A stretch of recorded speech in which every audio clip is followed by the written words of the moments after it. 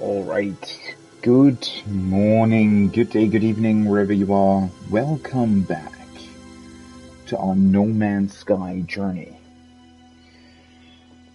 Well, last time I did a couple of things. I made myself a little bit more familiar with freighters, and actually built a little bit more, well, not much, but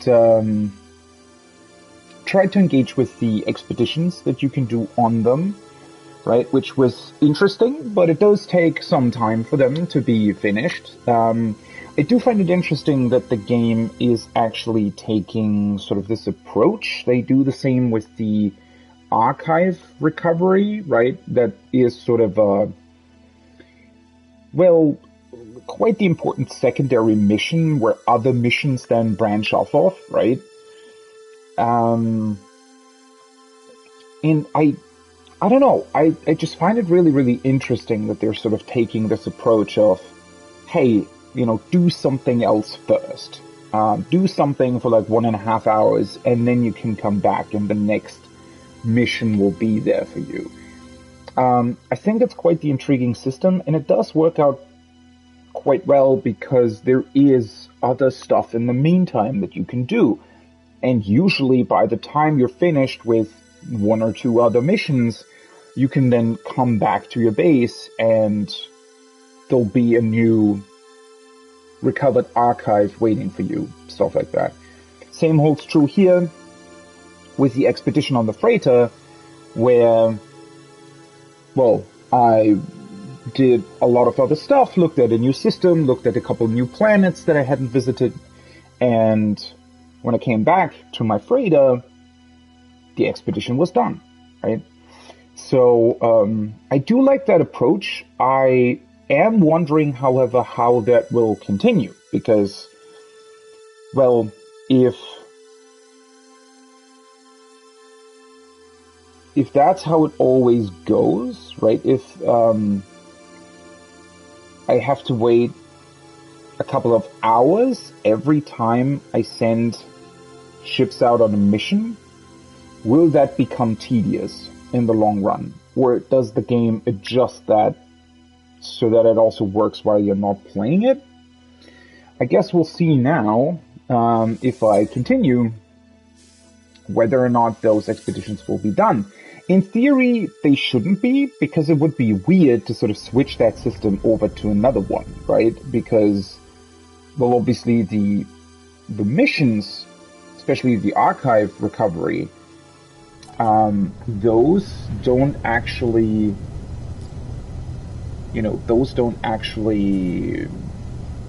work like that. So, that is somewhat of a strange thing. It's an annoying dust particle on my screen. Yeah, so that's interesting. All right, let's quickly take a look. So I was able to actually finish 2 research missions, or mission branches. It's not just one mission, obviously, right? There are a couple of missions. I am wondering, however, if I'm going to go back to one of those at some point, if there are going to be more sort of secondary missions like these once you continue with the main story, for example. That being said, okay, the automated process has restored additional data, so I should go back. Why is this happening? Is this controller drifting now too, or am I crazy? Is it just a bug in the game? I'm pretty sure my other controller is drifting, because it's also doing funky stuff in Final Fantasy. This one, I'm not too sure about. We'll have to see, but I can go back to base. I have to gather a Gravitino ball, which I'm pretty sure I already visited a system that has these. I just don't remember what planet it was. Um, that's kind of, you know, but I can just continue with missions, and if I get lucky and find a planet that has these balls on it, then I can just take one, right? And then I also need to... I need something for the solar vines. I can't access the build menu here. Let me take a look at that. If I go over to... Where would that be, though?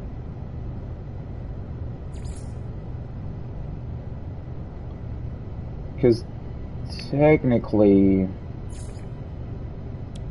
it's not necessarily a constructed part. I don't think that the flowers are going to be here, right? I don't know, that wouldn't necessarily fit. There's so many freaking... Holy hell, there's a lot of stuff. Maybe it would be under... Well, it's not a curiosity, though, right? It's not a cooking product either. Wait, why are carbon nanotubes a cooking product? Or maybe it is? Wait, cooking products also refers to plants and such, apparently. Because they're probably used in cooking, potentially. Well, it's not here. Does it count as like a raw material? It shouldn't, though. Maybe it does. Oh, that's selenium. Can I not take a look at...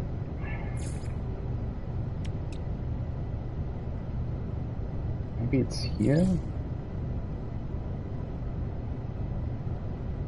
Problem is I don't fully remember what it actually looks like. Oh, yeah, it is, isn't it? Yeah, solar vine. Nice, there it is. Oh, right. That's where you need to gather the phosphorus from before, rather. And... I wanted to do that first, I think, right? Because the patterns in time, the main quest requires me to go to the next system.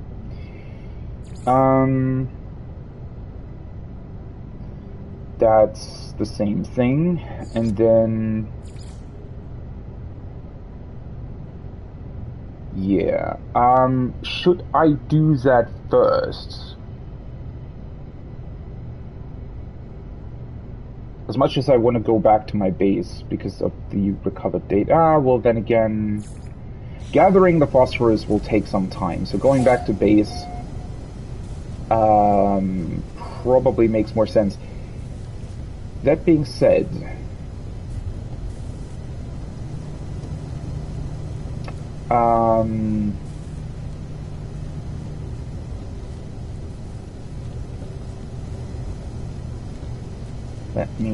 let me quickly think on this. I still haven't built a teleporter on the freighter, right? Let me really quickly check that, because that is definitely something that I want to build kind of as soon as possible, right? To have a teleporter on my freighter, be able to teleport anywhere from here, would probably make a whole lot of sense. Also, I might want to take a look at the missions. Let's see if... Or let's rather see how this works. Command online. Okay, so these do continue while you're not playing.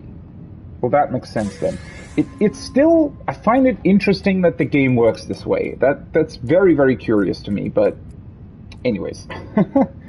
Log entry 288 arrived in Ludus's local gag trader offered shares in their sold decontamination business. 27k units, nice.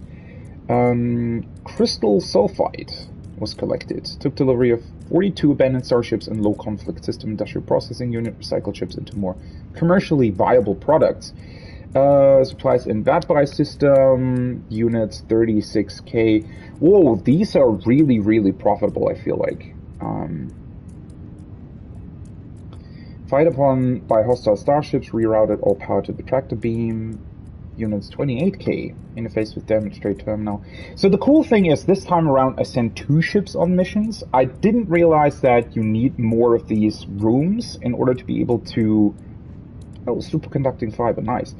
Um, I didn't realize, so you need, if you want to do more expeditions simultaneously, you need one of these rooms for every expedition, which is kind of a cool way to handle that. It also gives you an incentive to build more of these rooms, obviously.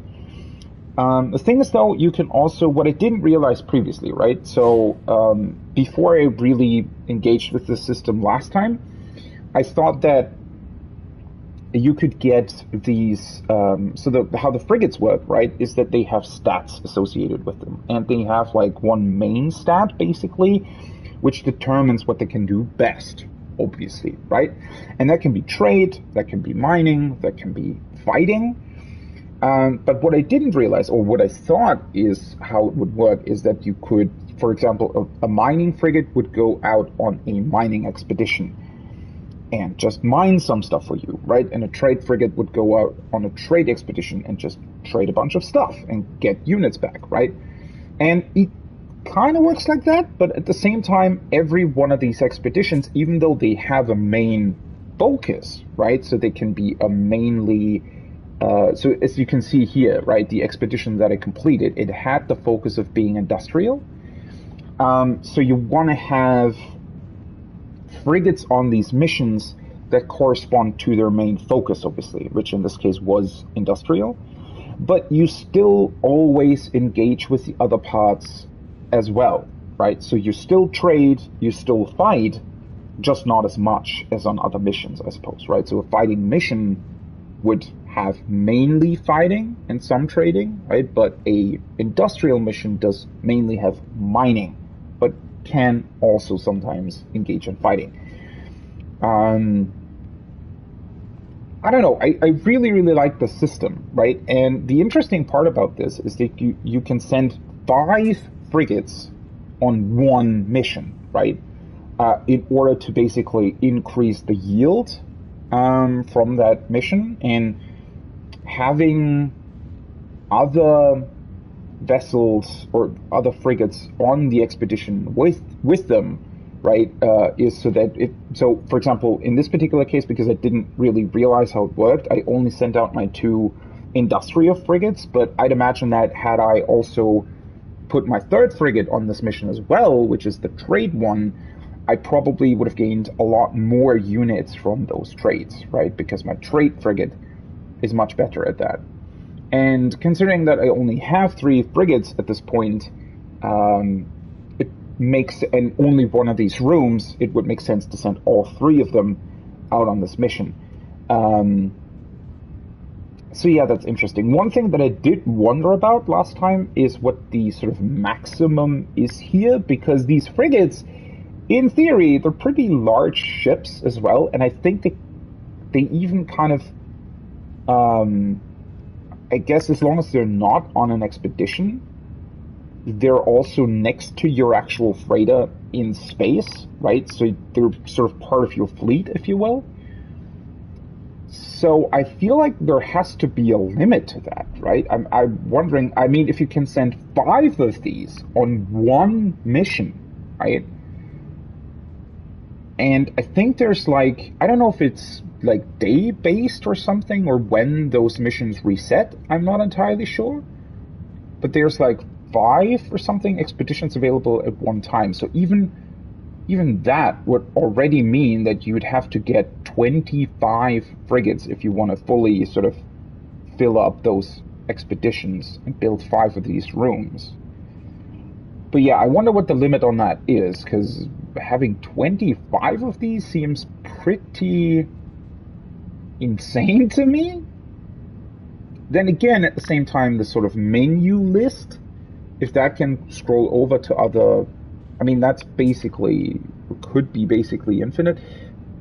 I don't know how this is going to work, because it seems like a very, very cool system, sort of, especially a system to passively just give you a whole bunch of stuff, which is cool, right? So every time you come back to the game, you'll have more units, more, you know, materials and whatnot to do stuff with. But yeah, this is That would be crazy if you could get like 25 frigates or something. But at the same time, I feel like the system only really makes sense if that's possible. We'll see about that. I really, really like this though. It's really, really cool. Just passively gained 93,000 units, you know. And they put the stuff in your freighter too. So the activated indium is still here from the last time I did a mission. And these are just things. Planetary cores, rich minerals have almost got. If industrial use is taking advantage of both its mineral content and its extreme strength under pressure. Okay, so this just can be sold. So let's move this over to my starship so that I can sell it more quickly. I think these, yeah, these are sold as well. So let's move them over to my starship. So that's an additional like 100,000 units, right? Which isn't bad. This I'm not too sure about because, I mean, this looks like a geode or something that you could break up, right? I'm not really. Let's just keep it in here for the time being. Oh yeah, I need to build my my third container on my freighter as well.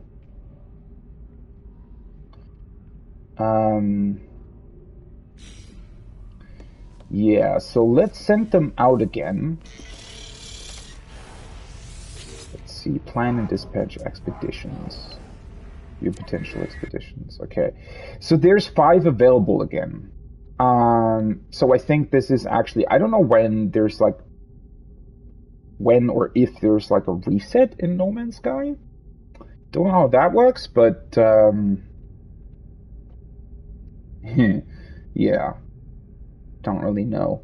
Well, these all don't really take all that long, so let's maybe do, since I have 2 industrial frigates, let's do this one, because that means that I can do more during the stream, right? And then just assign, as you can see, I have 3, right? And you can assign 5 per mission. And there, you can, like, this menu shows 10 at a time. But I feel like it would also be capable, well, then again, maybe 10's the maximum? I don't know. Let's assign all 3. Oh, that's 53 on the mining and 35 on trading. I feel like that's pretty good.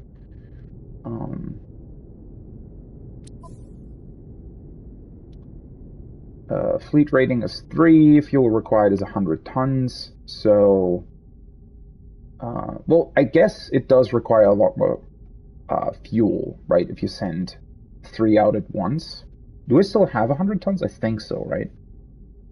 Yeah. So they're all gone now, and I might need to create more fuel at some point. Good. So the thing that I wanted to check, right, is the teleport chamber. I need an amino chamber for that. I do have the silver and antimatter, so that's cool. How do I craft an amino chamber again? I'm pretty sure that I have the recipe. Yeah. Oh, it just needs 1 metal plating. Well, that's nice. Amino chamber. Well, that's perfect. Means I can build a teleport chamber. Now, the difficult decision is going to be where the hell do I put it? Because now I built the storage container here. Wait, how much carbon do I have? Double check. I think I still... Well... I actually don't have any carbon with me at this point. Well, then again, I think if something would require carbon, I could just come back to my freighter and collect a bunch of stuff, right? So I kind of don't necessarily want to grab too much of it quite yet. But yeah, I built my storage container, one here, one there. So the problem is if I just built another one right next to it, it would cover up the window, which I kind of don't want to do. I mean, I could just expand behind it, to be completely honest.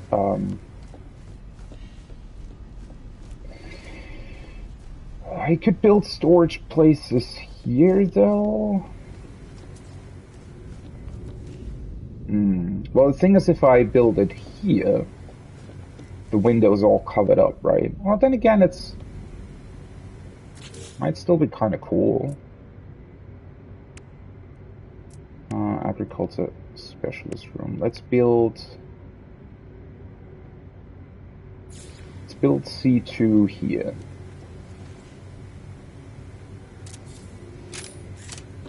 Right. I really, really like this look. If you look out the window and you sort of see the two storage containers on both sides. It's really, really cool. It just gives the entire freighter base a little bit more of a feeling of it actually existing, right? I don't know. Instead of just running through rooms, you can actually see, oh yeah, that's where it is. That's where it is. I like that. It's a pretty cool look.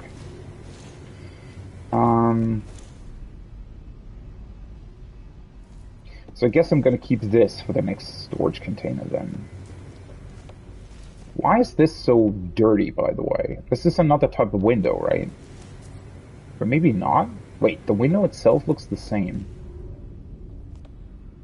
I think it's because the sun... Oh, yeah, it's because the sun is over here, right? Yeah. So it basically shines through onto this window, and that's why it's so difficult to see through.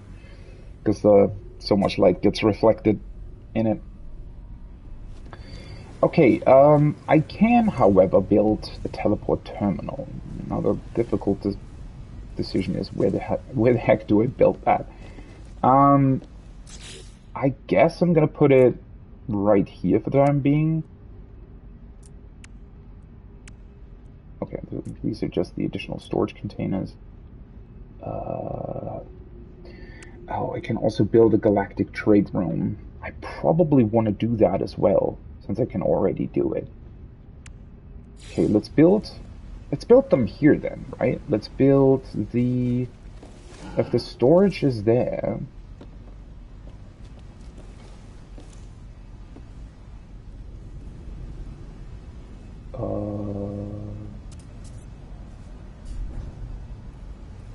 build the teleporter here. The room looks a little bit weird, considering that, you know, the teleport is quite big, to be completely honest, right? So it kind of just takes up a lot of space. But I like the idea of having a teleporter here, and then let's build the galactic trade thing. Let's build that here. This way or that way? This way. Nice. So now I can just very quickly sell off the stuff that I just got, right? Oh, can I actually cycle? I can. Perfect. So now I can also, every time I get something that is just sellable from expeditions, I can just go here and sell it right from the freighter's inventory, right? I don't have to move it around constantly. Perfect. This was just to sell, right? And then these as well. Oh, they're, wait. Produced locally. I might want to wait to go to a different system to sell those, right? Probably. Yeah, let's wait on that. You know what? Let's actually move them back so they're not taking up space on my starship. Let's move them back into the freighter inventory, and then, yeah, I can just sell them from here. Oh man, I really enjoy having a freighter. It's just such a cool system. Gives you so many possibilities, right? And this is also cool. can see the 3 frigates being on their expedition. Okay, perfect. Now that I have a teleporter on my actual freighter, if it lets me use it. Hello. Can I please? Thank you. Let's go back to base and take a look at the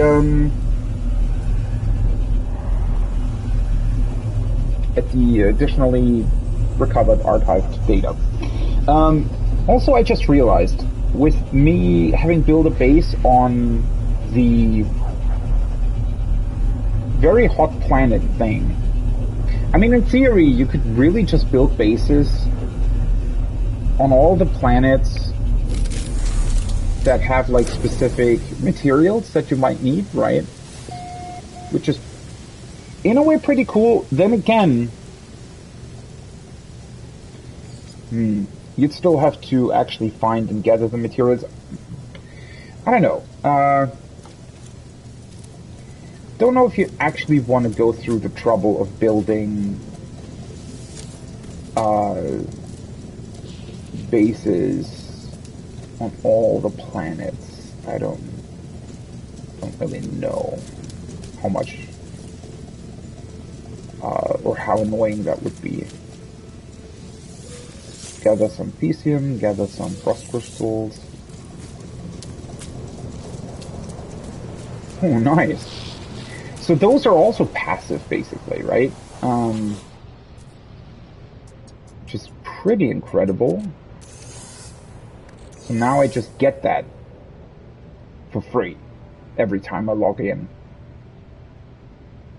So you want to expand on that quite a bit. Don't know if I want to, because I can also do this on my freighter, right? In fact, I think I already have like at least 2 places to put plants into. So I might want to put some plants there as well. But I'm going to do that once I'm done with the farming missions, right?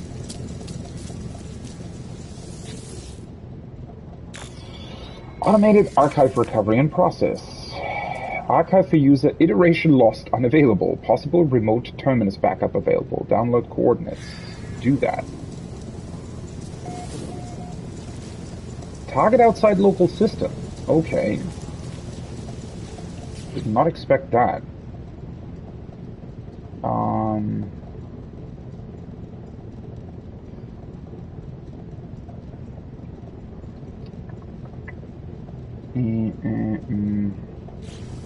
Well,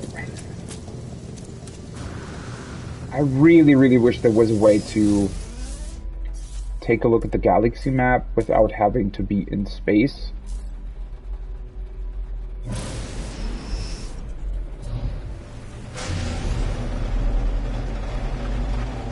I mean, it doesn't really take that much time to get to space, right, and just look at the galaxy map, but it's still somewhat of a hassle.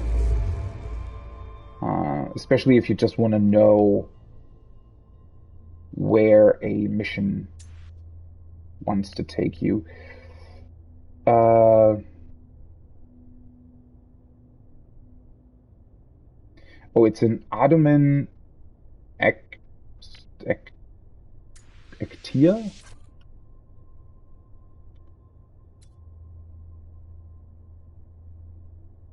I could fly over there, so that would be a new system. I probably want to do that, right? Do I want to do that?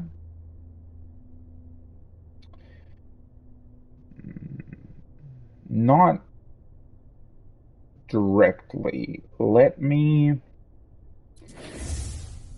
Before I do that, let's continue with this mission. Grow and harvest solar vines. So I need to find phosphorus, which shouldn't be too difficult to do.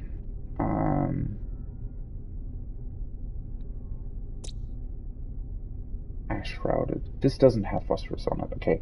Where was the planet that I was on last time? Is that in this system? It was this one, right?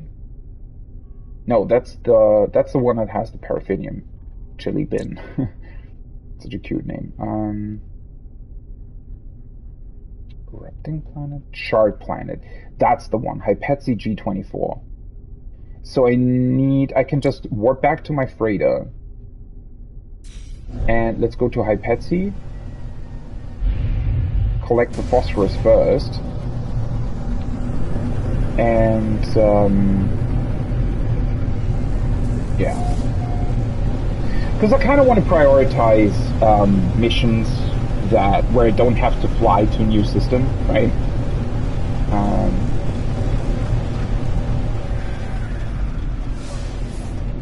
Why? Sometimes it's really finicky to land on my landing platform. I don't really know why. See, it takes like a lot of attempts to actually land there. Something's going on with this landing platform, unfortunately. I think it's just kind of bugged a little bit because of these things as well, right? And now it also... What the hell is going on with the cables as well? Why is that bugged? They weren't here just now. That's really annoying, not gonna lie. You kind of have to move this every time you load into the game. Oh boy. Please, No Man's Sky, just fix your bugs. Please. That's the only thing that's really, still really annoying about this game, and something that just shouldn't be a thing anymore. There are just so many little bugs and things that just don't work quite right, and I really wish that wouldn't be a thing. Anyways, let's warp back to my... Well, do I want to warp back to my freighter? Doesn't really matter one way or the other, I guess.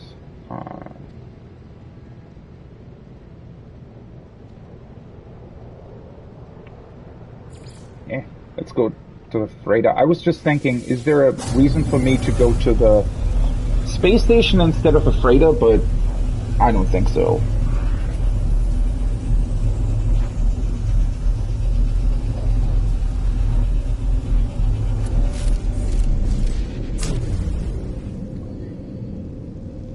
Okay, back on the freighter. Right, let me double check how this works, by the way. So I have these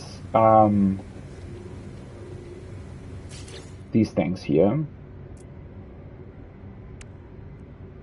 Right, so I could build these here as well, right? Nice. And there's like 2 that I could build. Now the question is, do I need Fesium or frost crystals more?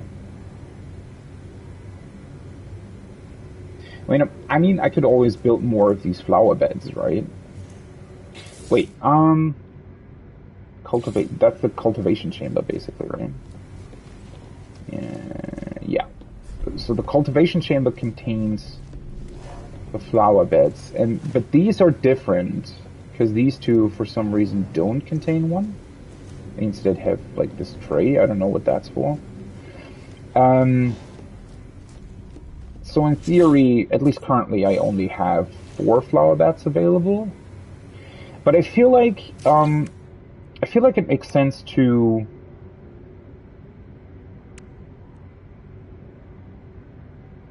probably put the stuff that I can already build in here, right? Because that'll just give me access to more materials if I need them at some point. One thing that I wonder... because it's always displaying, I guess that's just because it's using the same menu. Because you can, for some reason, also toggle wiring in your freighter. That might just be because it's using the same build menu as when you're building bases. Because I'm wondering if freighter also has some sort of maximum energy output, right? Or if it's unlimited energy.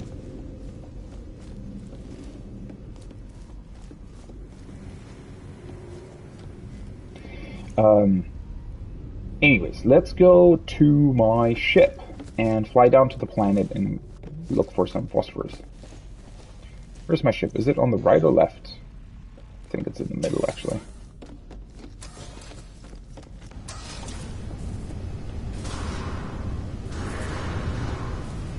I kind of want to repair these other ships, but at the same time, they're not really worth it.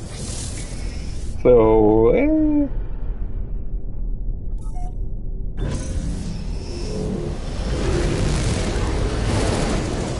Also, No Man's Sky has a bunch of really neat details. So you have like these 3 big openings where your spaceships can fly in and out of on your freighter, right? But one of those was actually closed because there wasn't a ship parked there. And I really, really like these sort of details, right? It really makes the whole thing seem a lot more, well, like it actually exists, right? It's very immersive if they have stuff like that. So, yeah. Which is also why why I'm still going on and on about the, that's the one that I need to get to.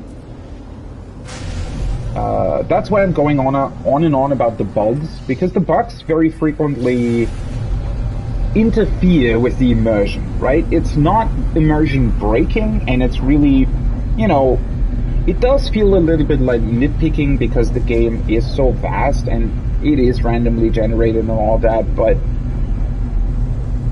it's just because of the amount of bugs that exist within No Man's Sky, right? You basically engage with bugs all the time. Not to a degree where it's like really affecting your gameplay, but certainly to a degree where, at least for me, it is affecting immersion a little bit. And, well, I just wish that it wouldn't be a thing. I wish that I wouldn't have to worry about it quite as much as I do. I know that might not be such a big deal for a lot of people. Definitely get that, but yeah.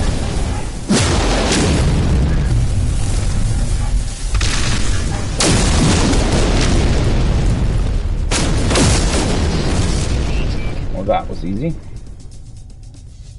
I wonder if starships could also, in theory, sometimes just drop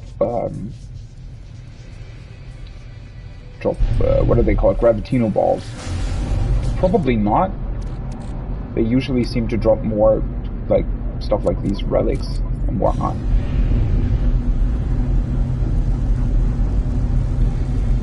Alright, so copper should be more yellowish in color. I don't know if I can distinguish it on this planet, though. Copper should be more yellowish in color, and salt should be greenish, whereas phosphor should be red, right? But if I remember correctly, this planet did have quite the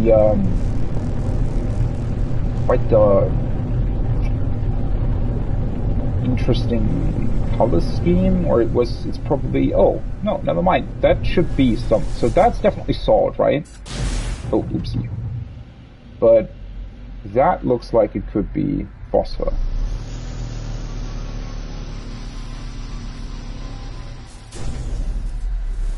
I think it was also showing up on my, yeah, it is. Nice. I think it was also showing up on my radar and ship. Just quickly look around a little bit. Oh yeah, why did I get only 500? Wait, let me double check, because this multi-tool has this upgrade as well. Seems like it doesn't fully work for some reason. Fauna mineral analysis. Yeah, it should have given me probably something like 2,000 units for that. weird.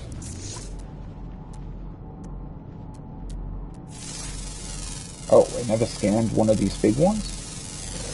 See, now it's giving me 7,000, so the other one should have definitely been worth more than 500. Again, it's these kind of bugs that... yeah. Because you always need to keep them in mind, right? That's the biggest issue. You need to think about them, and you need to think how to circumvent them to make sure that you actually get the rewards that you're supposed to get, right? So... anything else that I can scan? Does not seem to be the case. Alright! Let's collect the phosphor. I only need 25, so... pretty quick. Doesn't seem like too large of a deposit.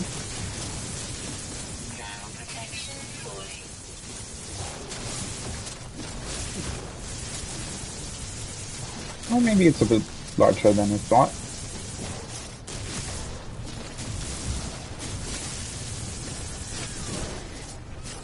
So what's interesting to me now that I have the plant trace and whatnot, essentially now every time I find one of those plants, oh, let's just recharge it. Yeah, let's use the sodium for a change.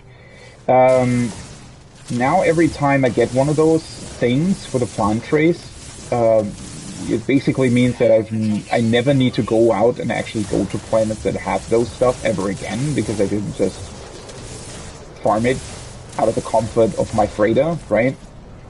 I wonder if there's going to be something similar for minerals and stuff as well. I don't know how that would work. And technically the game still has to provide some sort of incentive for you to actually go out and collect stuff, right? So it would be kind of weird if at some point you'd just be able to get everything on your freighter. But then again, if it requires some huge investments and would be pretty slow as well, so that if you were, or if you wanted to build something new, it would just, you know, take a really long time or something, then, yeah. Okay, there's a bunch more phosphor around, but I don't know if I want to bother getting it. Wait, there's an animal here. Oh, hello.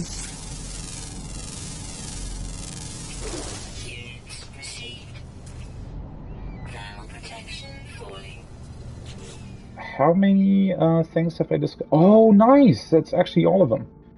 Perfect. Let's see. Upload all, but I can also do... Where's that? Oh, here. Register completion. Nice. That's a bunch of nanites. And...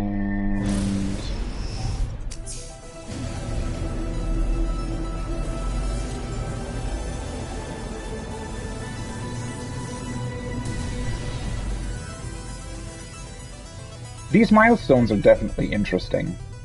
Can I just call the freighter to me, by the way? Wait. So that I don't have to use my thrusters to go over there?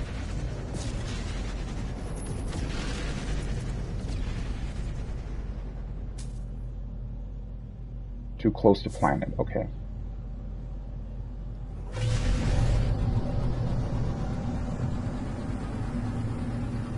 Because that way I don't actually have to... Now I can. Zoop.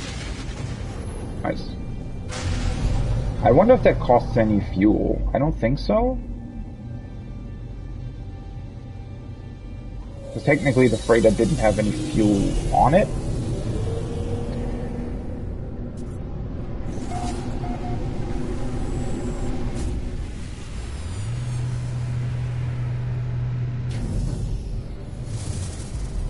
That's pretty cool, because now I can just, every time, basically summon in my freighter and use the teleporter on it to get back to base if I wanted to.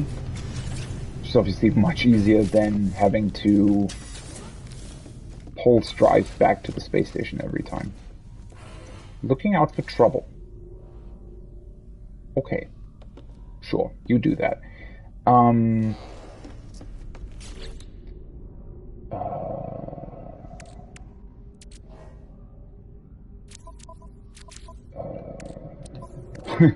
I'm slightly... Okay, so I needed the phosphorus. I also needed, I think, selenium, right? So I might need to grab that.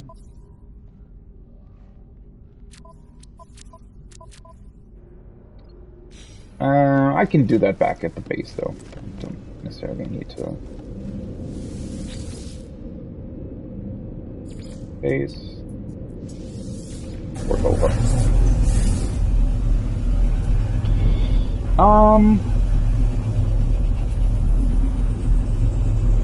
Considering that I now have the... Because I'm debating with myself whether or not I should build new hyper... What are they called? Hyper something pods for the selenium flower, or if I should just get rid of one of the other ones. Because in theory, the frost one and the Ephesium one I now have on my freighter, so I don't necessarily need to keep them here, right? Can I just exchange that, or... One thing, the freighter is much more, much easier to use in this regard, because for some reason, even though I have the storage containers in my base, I still need to pull stuff out of them to actually use it for building stuff.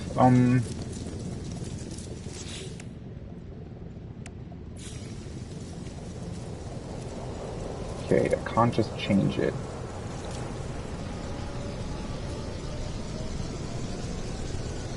So, can I delete this flower then? Yes. Oh, it actually gives you back the Ephesium that you spent. Oh yeah, that's nice. And now let's put the solar vine in here. Whoop. Nice. Farmer awaits at their terminal. Am I not still missing stuff on this planet as well? Yeah, I'm still missing 2 species here. I have no freaking idea where they would be. Ooh, wait, it actually tells you. Rare, underwater, and underwater, always active, found in the north. I didn't realize that it would tell you where they are. So that's pretty awesome. I think I need to do that at some point, considering that it's the planet my base is on. Probably makes sense to try to grab all the available creatures here. I think I still have a full stack of silicate powder, right? And I might want to refine that.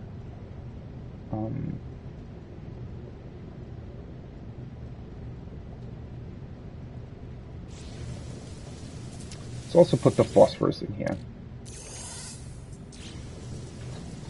And let's actually get that off my list. Don't need it anymore. Though I might need something else now. Wait, what was it that I wanted to refine? The silicate powder, right? Also, does the... Oh. Holy hell. There's still a bunch of ferrite dust in here. Didn't realize. Let's grab a bit more then. And even more ferrite dust. Let's see. So... Wait, where's the stack? Oh, there it is. Oh, right. I forgot about that. It turns into glass. I might want to do that. Let's put that back. Let's create 2 glasses.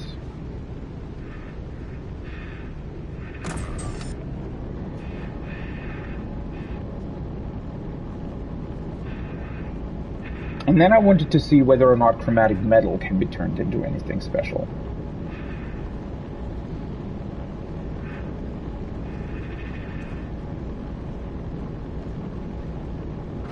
Ooh, nice. That should automatically stack with the storage container stuff, I hope. If I put the... Let's see, if I put this in here... Okay. So that actually can't be turned into anything. Let's grab the ferrite dust then and process that. Oh, this is still working. Alright.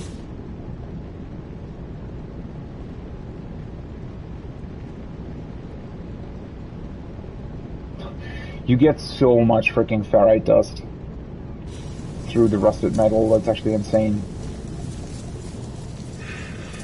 Let's talk to Mr. Farmer. See what he wants.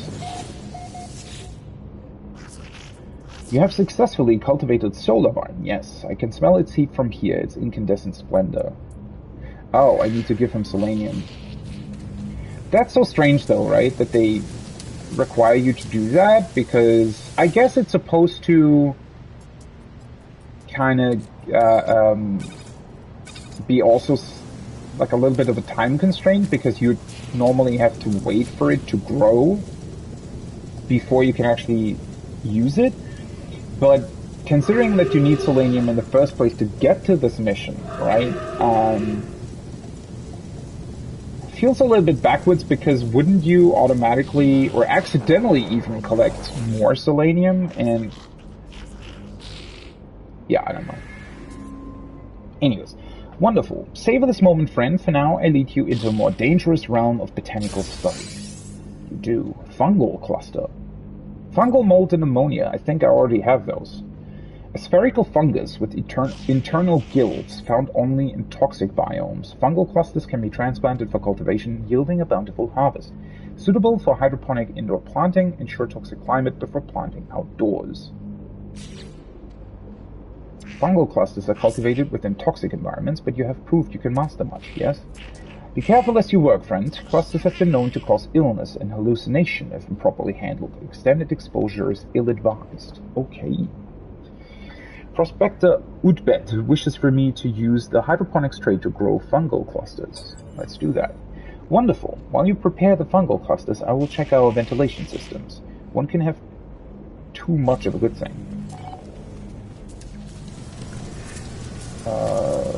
Okay. So for that, I can actually grab... Do I have enough of those? I have the fungal molds. What did it say? Ammonia? Oh, oops. Don't need 3 stacks of it. Yeah, perfect. So let's actually get rid of this then too. Delete. And edit builds. Put this here. Nice. And I even have enough fungal mold to give to the farmer to complete the mission. Perfect.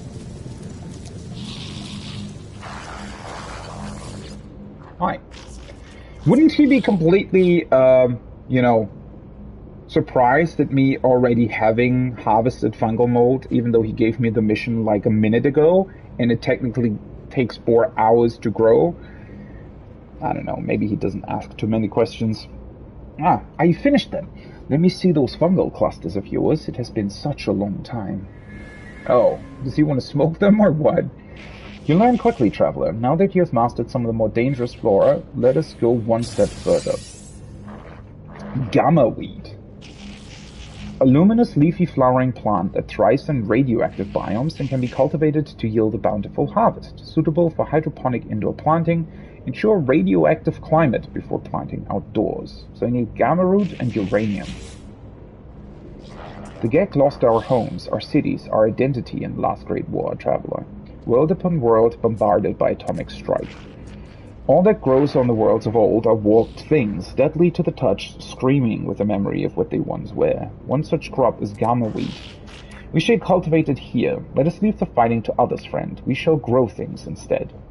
Prospector Woodbed wishes for me to cultivate gamma wheat using the hydroponics tray. I await the results with anticipation, traveler. Now please forgive me. I have not been able to sleep recently. I must get some rest. Okay, well that's gonna be a little bit more complicated, I feel like. Or rather, well, not really. But I need to take a look at the planets I found. Oh, wait. Let me put the frost crystals back and the dioxide back. And let's put the ammonia back as well. So I don't have any of that stuff, right? No, wait, I still have 479 uranium. Nice. I don't have any gamma root, though. Right. So I need to collect that, a gamma wheat rather, not root. I'm pretty sure that I have been to planets that have that on it. Maybe even one in the system. Starbulb. Gamma root, see? High energy planet. Uranium and gamma root. Subur, the one with the rings. Perfect. Let's just fly there.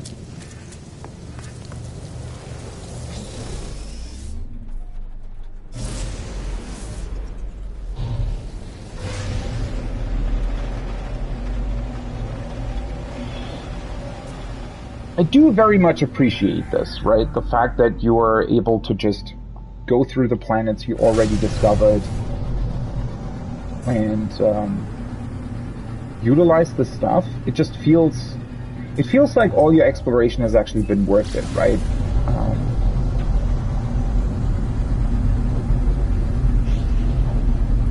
I don't know, that's another thing that was definitely very much lacking when the game first released, or not even when it first released, but even a little bit after that. For a long time I felt like, well, I mean, they had, so the first update they did, and again, I already talked about that, but I did try to go back to No Man's Sky when they did like the first sort of major update. And I think the first major update was introducing base building already, right? And while it did seem pretty cool, I mean, I think I watched the stream of somebody building like a really cool base and stuff. At that point, the game still seemed to mainly be, okay, find the most beautiful planet you can and then just build a cool base there, right? But there wasn't really anything beyond that. And so, well, it wasn't interesting enough for me, right? But because it still had this feeling of, all right, I'm flying around, finding different planets, but at the same time, I'm not really doing anything with it, right? Every time you found a planet that wasn't really beautiful, right, where you didn't want to build your base on, it was basically a wasted planet, right? You couldn't really do anything with it. And now, the fact that you can go back to all the planets you found and actively utilize what you found in order to fulfill these missions and whatnot, I don't know, it's pretty awesome. It just makes you feel like everything that you've done up until this point was actually worth it, right? Which is pretty cool. Alright, now I just need to figure out what these look like. Shouldn't they also be some sort of glowing plant-like thing? Some sort of structure here. Should I land there and look for them? I don't know, I kind of want to find them just like this. Oh, that looks like them. Right? This should be... This is definitely a cluster of those. Let's land here. Also, I find these things pretty cool. These weird trenches that this planet has. You do kind of wonder where they stem from, right? Especially with the Gag having told us that their worlds have been destroyed by atomic bombs, basically. Makes me wonder if this is some sort of remnant of like a really powerful weapon or something that has been shot at the planet. Alright, anything else I can scan on this? Oops, that's not what I... This is what I wanted to do.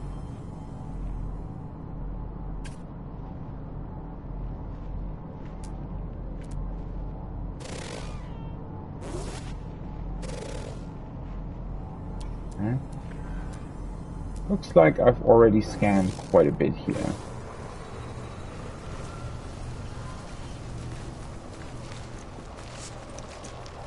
Well, hello. Some salvage data, and I don't even have to dig through dirt to find it. Hey, some Fesium. They should do this more often. The weird fungal mold thing, or the whatever it is that you can find on some of these things. It can be pretty annoying. Also, it seems like I got an S-grade upgrade for my multi-tool. The scanner systems. Alright, so this is what I was looking for, right? Yeah, gamma root.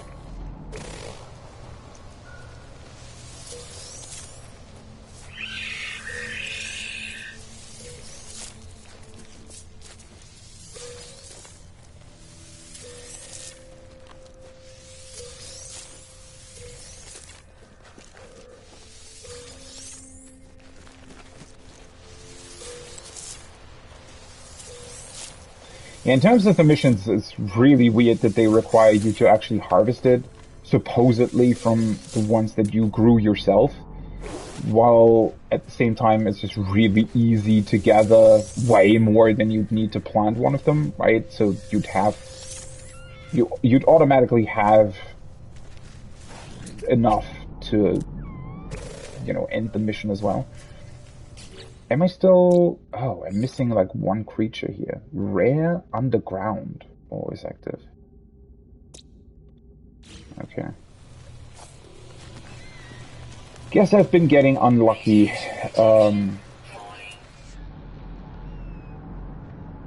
With it just not spawning in. I did want to take a look at that cave over there though.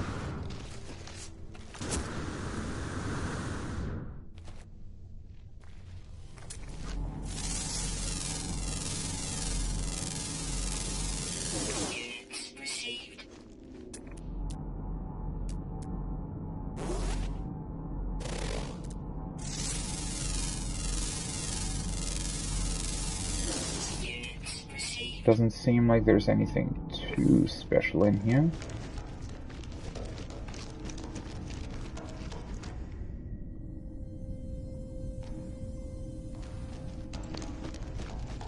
It is a bit strange that the sound in caves very often sounds like you're running on metal, even though that's not the case.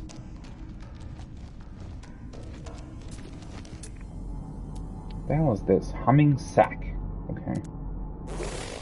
I don't think I want to engage with that. Wait, did it just show me? No. I thought it showed me another buried module, but seems like that's not the case.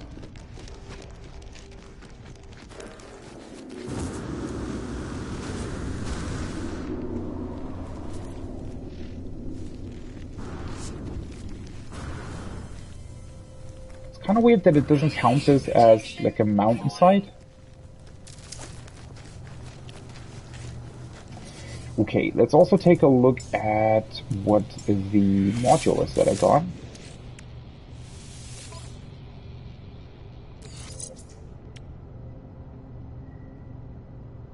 Ooh.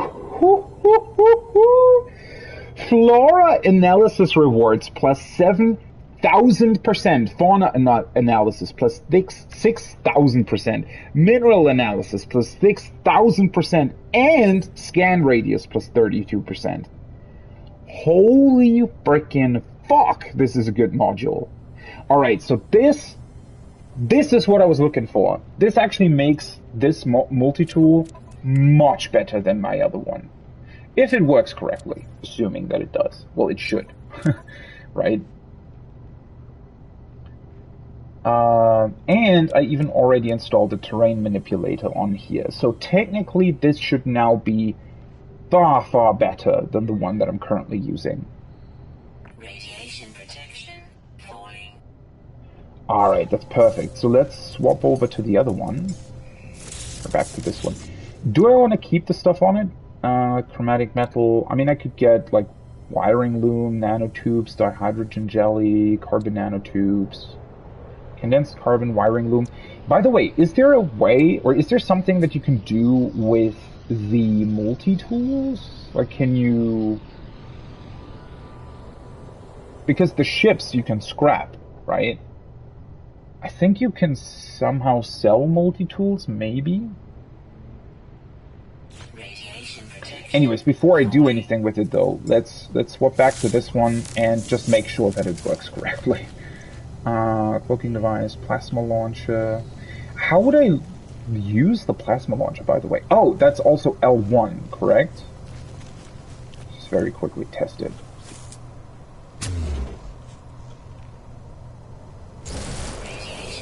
Yes. Oh, and it actually gives you stuff for everything you blow up. It takes quite a long time to explode, though. I wonder how effective that would be at fighting sentinels.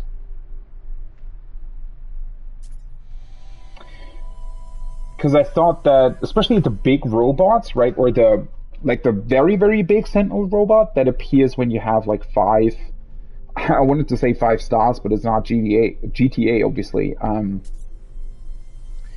But the maximum number of sentinels that are after you, right? They have these big robots appear, and they shoot quite, damaging laser beams at you. And that's what I wanted to use the plasma launcher against. I wonder if they're effective at dealing with them. But if they take so long to explode, I wonder if the sentinels are gonna move somewhere else as soon as you throw the grenade at them, right? Guess I'll see about that. And even more ferrite dust to deal with. Bunch of gamma root, Fesium. Let's go back to base.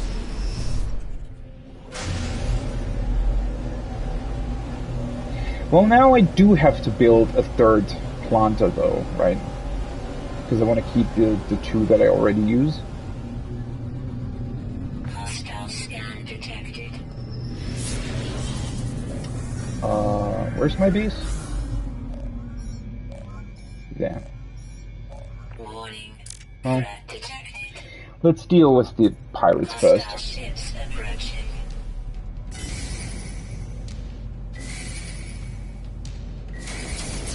Hello.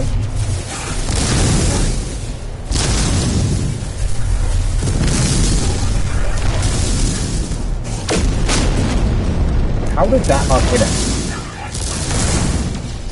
Well, I could have taken out this way. I do like the rocket launchers though. It's just so satisfying blowing them up in like one hit, right?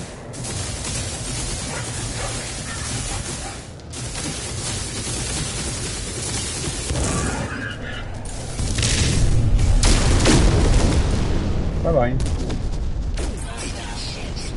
And...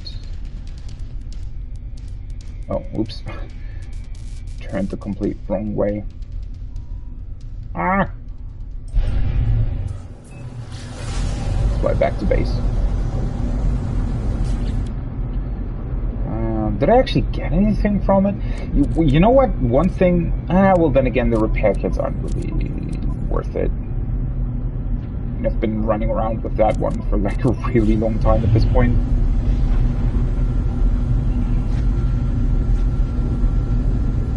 This is gonna be a pretty close flyby of the planet. I I was gonna say, that's probably gonna push me out of my pulse drive, right? Oh no, never mind. It actually didn't. It's just my fuel was empty. Recharge.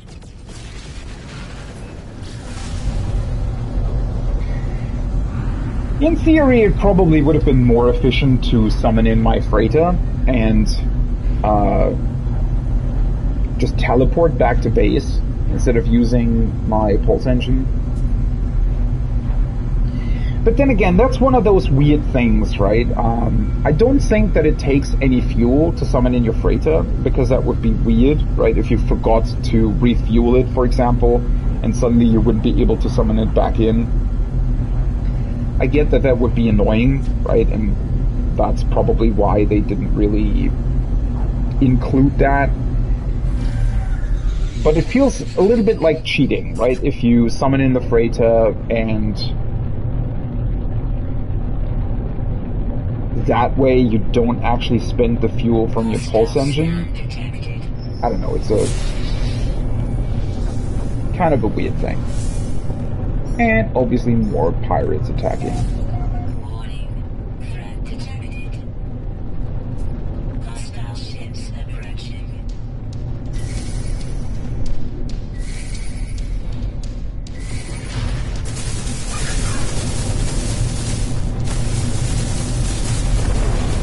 Oh, I was gonna say only one of you guys, but it's another one.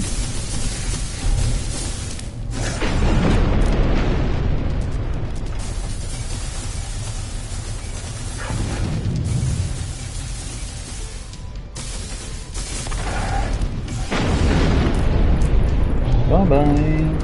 Hostile ships defeated.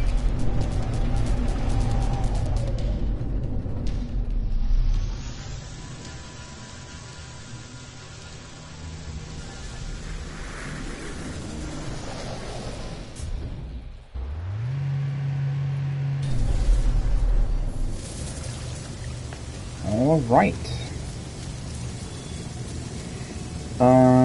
I still need to grab the uranium though. Let's see. I need the gamma root. I can put the cesium away though, and I need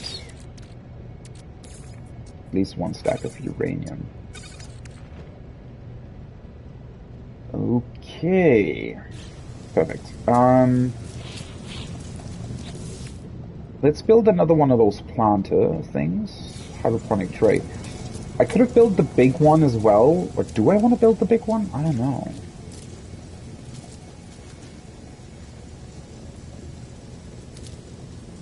Oh, I need carbon, pure ferrite, and 2 metal platings. Well, I could put one here, maybe. Wouldn't that be kind of weird, though? I don't know. The thing is, I still like to use my terrace, right? So I don't want to put too many of these here. I mean, I could put one into the house.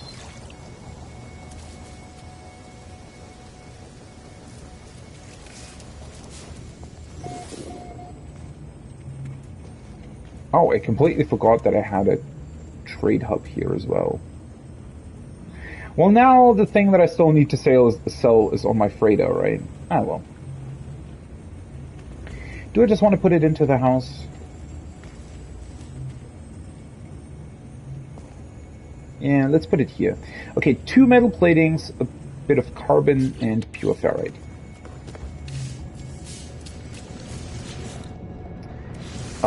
I don't have metal platings anymore, right? Yeah, you usually only get microprocessors from the things. And in order to craft metal platings, I need ferrite dust, which I have a bunch of. At least this way I'm actually using it. Ferrite dust, pure ferrite, and carbon. Now my freaking inventory is full. Can't actually put anything away either. Let's just very quickly move. Ooh, I need more tritium as well. I don't know, let's just move the chromatic metal over to my ship. Maybe it actually makes sense to keep that in the ship for the time being, because the only thing that I've been keeping it around, well, one of the reasons is because I didn't have any place for it in my storage containers. Second reason was that I found a salvageable freighter that needed chromatic metal in order to open up the container cases, and that was annoying. So I wanted to keep the chromatic metal around, but I guess it also works out with it just being on the starship, considering that I would land next to a crashed freighter, and or could just call in my ship and grab the chromatic metal that way. What was it? 2 metal platings?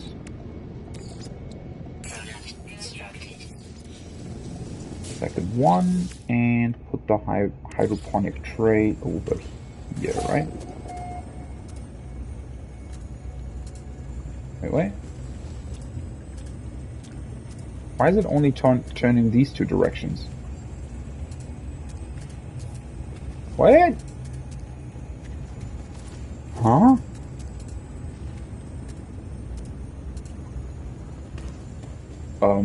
Hello?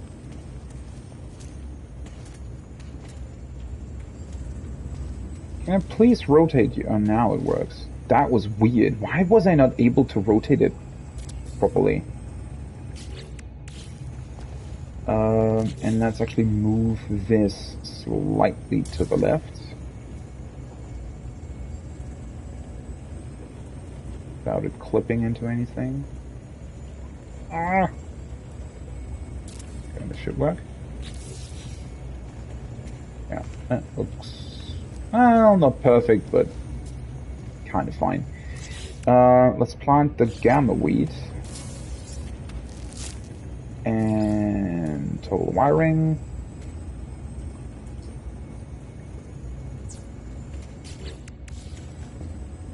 Wait, what? Oh, did it not properly connect the wiring? What the hell? That was weird. Edit place parts. Toggle wiring.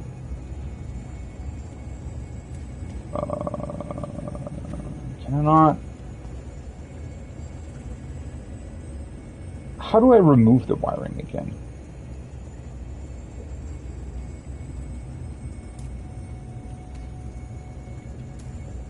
Do I need to... what?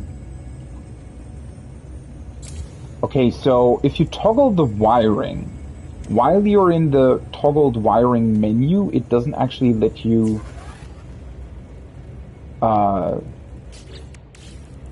delete wiring? That's very weird. That feels like an oversight. Yet again, one of those very weird kind of bugs that No Man's Sky has. Or not a bug in this case, just a very strange oversight. Again, not a big thing, but something to be aware of. Are the gamma weed cuttings ready? They require delicate care in spite of their chaotic origins, or perhaps because of them. Who knows? Show me your successes. Ah, I will be able to make such fine dishes with this plant. It's a pity that you are unable to gorge on this radioactive treasure, traveler. But perhaps I may offer an alternative. We will sate your hunger with beauty rather than food. Gravitino host. Venom urchin and albumin pearl orb. Oh. Wait a second. Do these grow stuff like Gravitino balls, for example? We shall cultivate a crop of Gravitino hosts. I will be happy to tell you the history of this flora, should you wish it. My stories and theories seem to bore other Gag friend. I suppose I am closest to the Corvax in my wish to study, but even then, those machines lack all sense of surprise, all passionate wonder. I must confess that I frequently feel lonely. Prospector Utbed wishes for me to use the hydroponic tray to grow Gravitino hosts. Many believe that Gravitino hosts cannot be cultivated through artificial means, but I know they are wrong, friend. You will reap the benefits of my experimentation. How the hell can you feel lonely? You're literally in a room with 3 other people the entire time.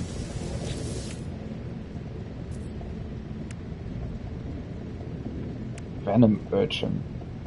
Emerald and gold, okay. A small innocuous-looking plant whose leaves periodically secrete a small amount of potent sac venom. A valuable trading commodity. Suitable for hydroponic indoor planting, cannot be planted outdoors. Sac venom, okay.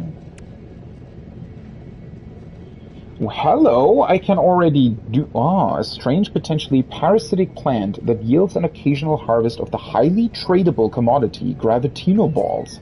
Suitable for hydroponic indoor planting, cannot be planted outdoors. What the fuck? Wait, and I already have the stuff to build it as well. Indium and paraffinum. A medium-sized farmable crystal orb that yields an occasional harvest of valuable albumin pearls.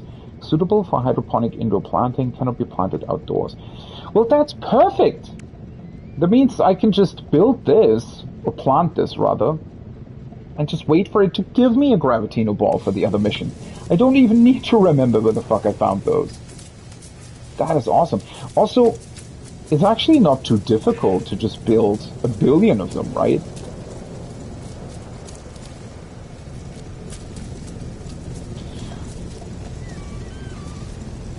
How much are they worth, typically? I think it's like, either it's 25k or maybe 40k or 50k, something around that number, right? Usually. So, well, you'd have to build quite a number of these to, or plant building. I mean, it's kind of the same thing in this case, but yeah. In order for them to be worth it, I mean, you'd have to plant at least like 20 or something, right? Then they would give you about 1 million units. And even that technically isn't all that much. But then again, I guess getting 1 million units every time you log into the game isn't bad either. Okay, I need to build... But I still have the stuff in my inventory though, right? So let's craft 2 more metal platings and grab the hydroponics tray. Let's just put it next to the one I just put down. And once again, it's not turning correctly. And now it is.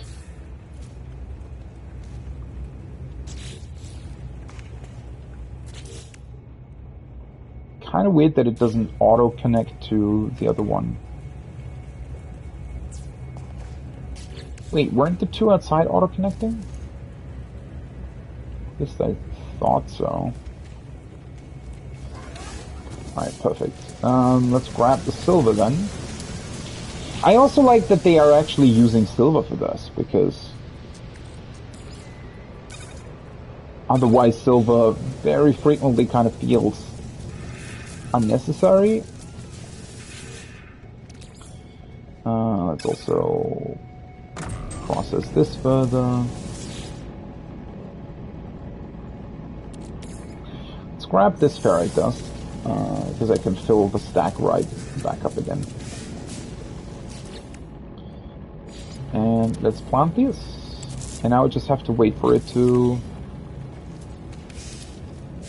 harvest one of the Gravitino balls. Which is quite funny, because now my, both of my missions require me to get a Gravitino ball. Which means that I can continue with this one. Visit remote archive terminal. The base computer is located in off-world archive. Which is also neat, because that will get me to a new system. Which means I can get more, exosuit upgrades. Inventory upgrades, rather. Okay, silver. Let's put the ferrite dust back. Do I want to refine this further? The pure ferrite I can also store. Let's store the uranium. Oh, hello. I was going to say, what the fuck? Why does my controller start vibrating? But it was because of this. You know what? I actually might want to collect a bit more carbon next time I'm on my freighter, specifically because, you know, it's just good to have more of it. I can also put the magnetized ferrite in here. Well, the ferrite, well, I have enough inventory available, I feel like, so don't necessarily need to put anything else away. Did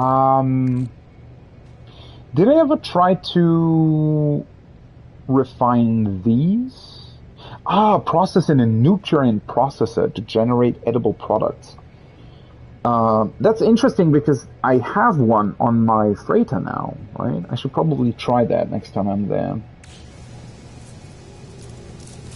Didn't actually think about that. Perfect. So,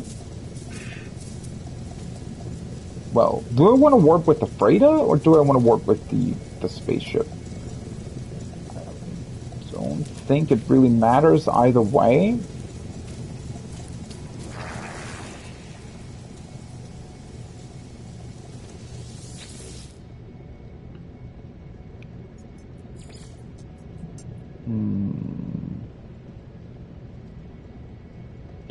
Oh, wait, my freighter is still in the previous system, though. And I think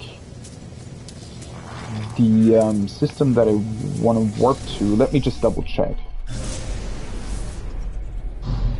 I think the system that I need to warp to for the base computer archives is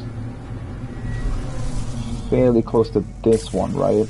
It might also be close to the other one, but... yeah, let's see. It's here. Aduman Ectia.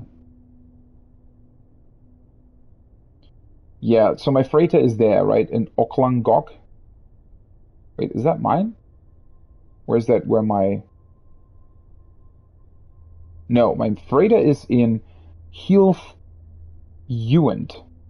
I think Oklangok is where my... Oh, now it disappeared. That's, I think, where my expedition was. A few moments ago.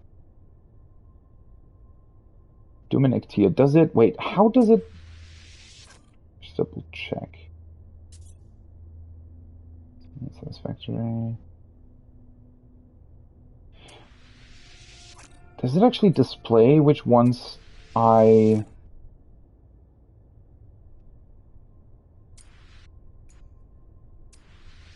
have already seen? I mean, it says conflict data unavailable, so I presume that kind of tells me that I haven't been there, but if I had a conflict scanner on my ship, how would I know that I haven't visited this yet?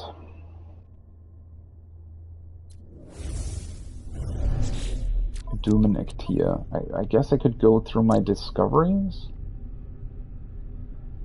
Just look at the list.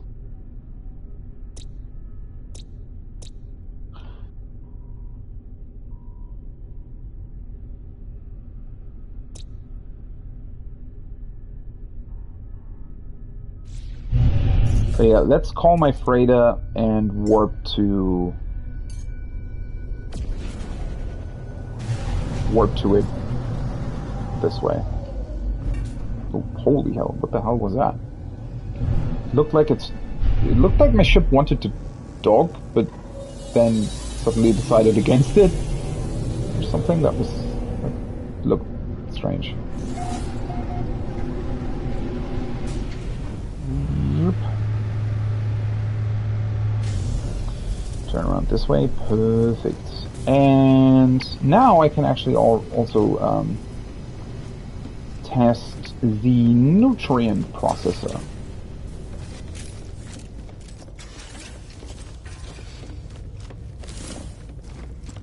I might also be able to sell... Let's take a look at the... Let's see.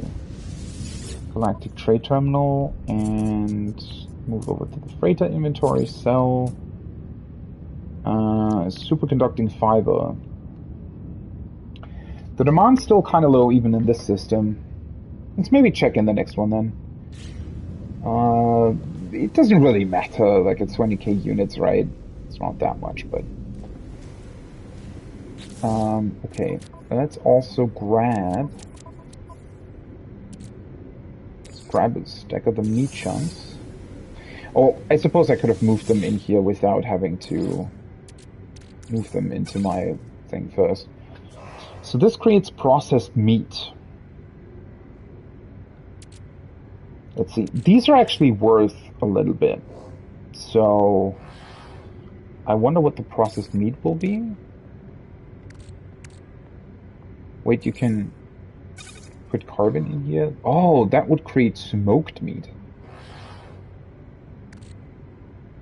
Okay. Interesting. And this doesn't work.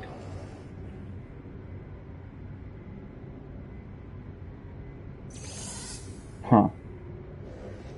Well, let's start with the processed meat then. It's actually cooking. Oh, that's kind of a cute animation. I wonder if that's been inspired by Breath of the Wild. Kind of reminds me of that. Okay. The carbon that I put back into my inventory, I had that in there before, right? No, that's condensed carbon. Wait, where the heck did I put the carbon that I put back? Did it automatically move that over here? Might have.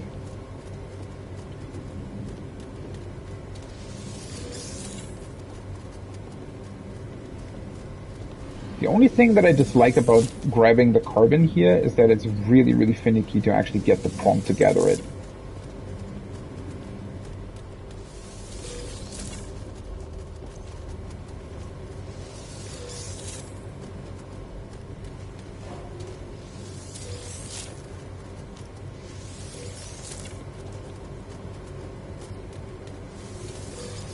Also, I wish that there would be a visual indicator of whether or not you actually grabbed it.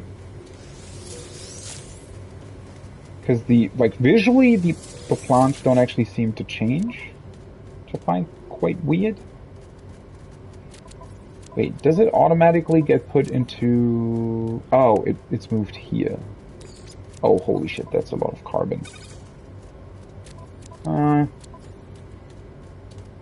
Let's move the rest of the stack back in my inventory then, for the time. Alright! Let me see. Upgrade control, freighter warp map. Let's go to my mission objective. Aduman Agita. Oh, yeah. Oopsie. Should probably actually charge the freighter's hyperdrive. Components. I have 12 warp cells here, so that's... Oh, wait. Nope. That should actually work without me having to move them, right? Charge.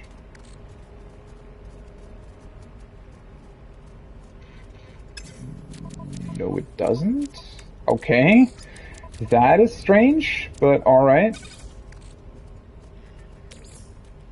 Now it works. That's rather strange. But alright. Engage warp drive. I do have to remember though that my Starship's warp drive also still has fuel. But then again, I can use that to warp to red systems, right? Because my Starship has an upgraded warp drive, whereas the Freighter ones has not. Alright, let's warp. New system! I'm excited. Ooh, also this looks awesome, by the way. Warping with your freighter. This giant ship. going to a new system. Pretty awesome. Boom. Why is it doing this weird dance? It's pretty funny. Reach the marked coordinates and investigate.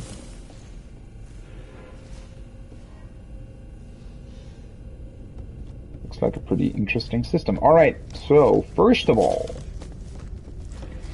oh, I moved the wrong way.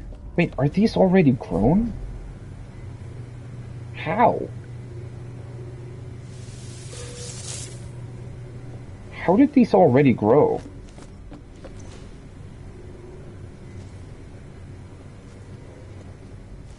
Huh. Did they get automatically moved to? No, of course they didn't.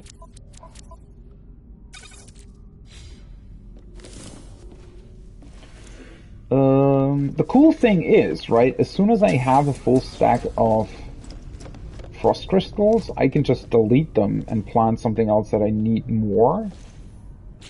Like the Gravitino ones, for example. Oh, I also have the Gek relics. Let's actually sell those. Don't need to keep them. Man, that's so cool having a trade terminal in your freighter as well. Oh, oops. Sell. And the crazy thing is, you can also buy stuff, right, without having to fly to the space station. Now, I very rarely buy stuff. It's really only for the very beginning of the game. And you need to buy, like, wiring loom and whatnot, but, yeah.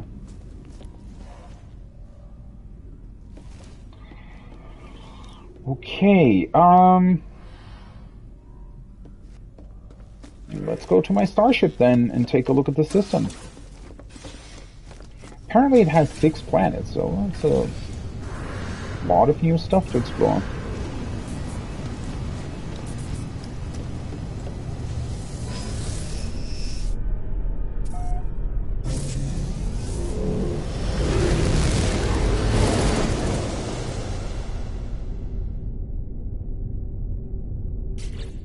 Let's take a look at the system first. So nobody else has discovered that up until now, which is cool.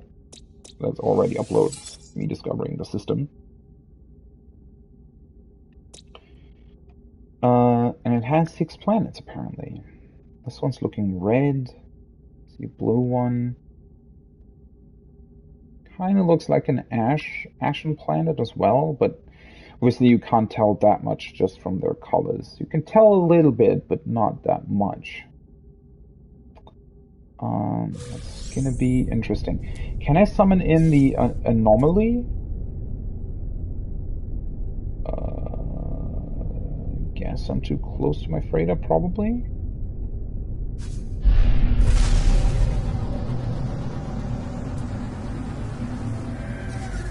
See how close. Oh yeah, now I can.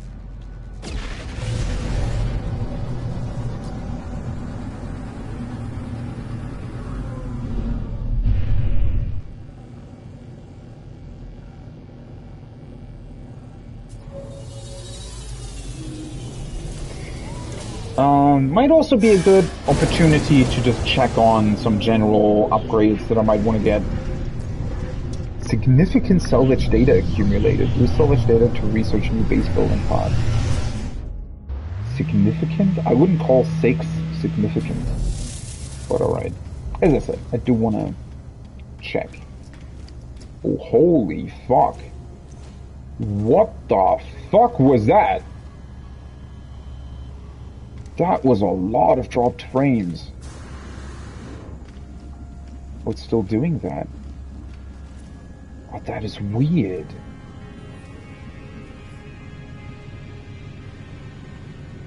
Why is it having so much trouble with the performance? Does it try to connect to other players but can't for some reason? I mean, there doesn't seem to be anybody here, so in theory it shouldn't have trouble loading, right? I hope this is not a new bug that they introduced at some point.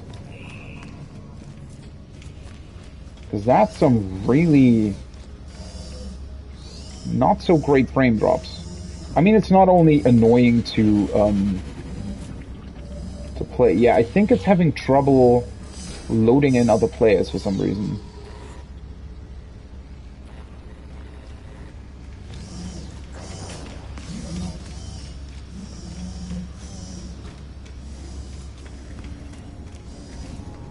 Okay, let's grab the exosuit upgrade real quick.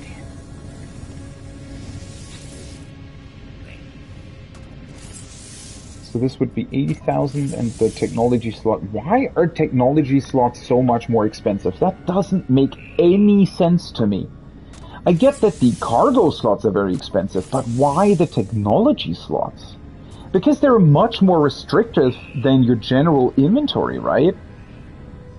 I guess they want to push you towards getting more general inventory instead. But then again, for me, it literally doesn't make a difference. I have so many technologies currently in my general inventory that I kind of want to get more technology slots, right? To keep all the technology in its own place.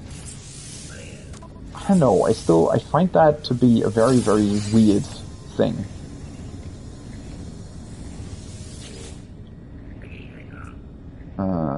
Okay, let's take a look at the exosuit upgrades. I haven't looked at here in a while.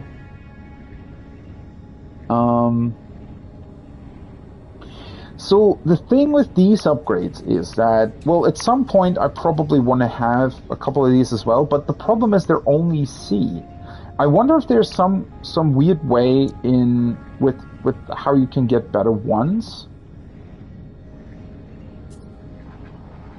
Because this one has an S upgrade, right?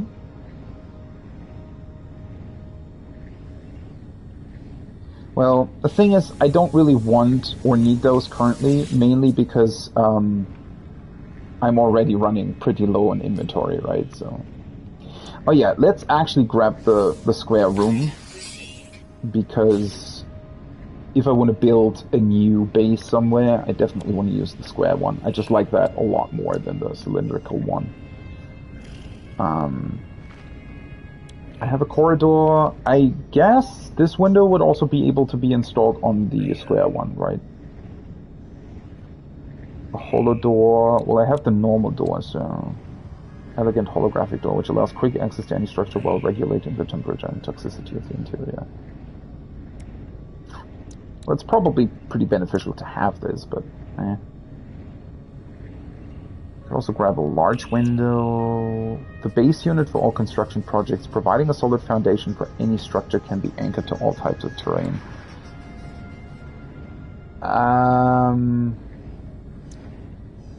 Raised small paving? Oh, holy shit, what's going on with the... Yeah. Something about loading in other people is currently going very, very wrong.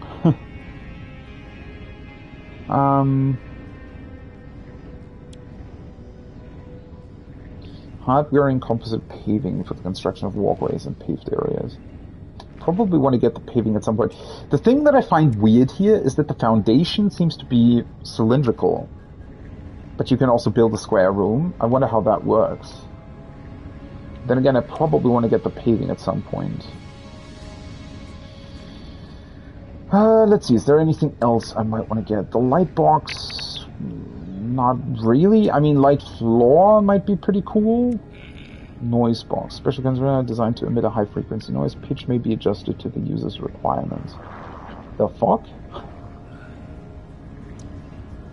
Sphere creator.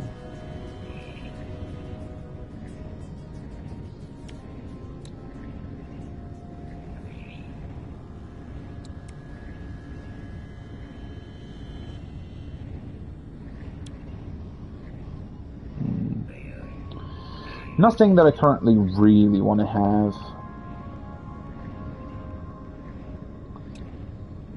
I haven't even used my exocraft really, so I don't need any of the other ones. I feel like this is for aquatic construction, which I also haven't really done up until now. Some decals and posters. I could get more decorative stuff as well. Although I feel like I still haven't even fully utilized the stuff that I already have. Especially since I did unlock the chairs, right? But unfortunately I just don't have the required materials to actually craft them.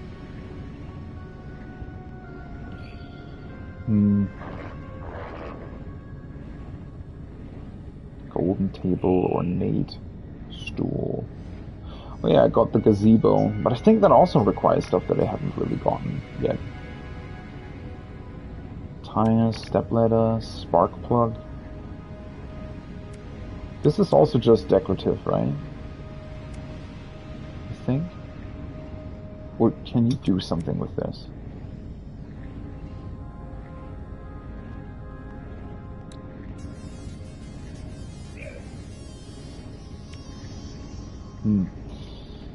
A wall light. Well, I did want to get the illuminated sign at some point. I could get a couple more switches, to be honest. Switch will toggle the flow of power when used, switch is required with power. I mean, this is the same as the wall switch, though, right? It just looks different.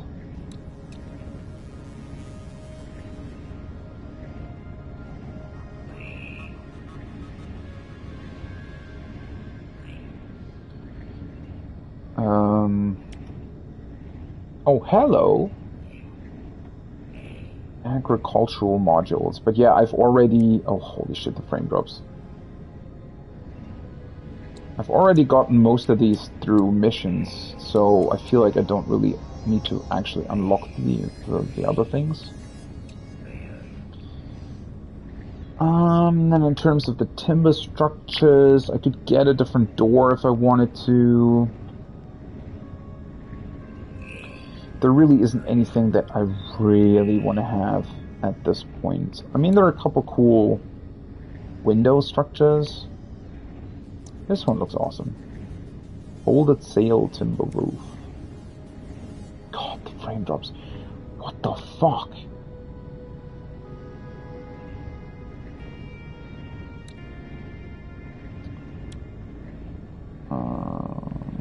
Let's just grab the foundation, to be honest. And the small paving. I feel like those might be useful. And I also want to get out of the anomaly. There's something way too weird going on with the game. Anything that I want to grab here? I could grab the Emerald Drive and Indium Drive. Scan deflector. I don't actually have counterfeit circuits though.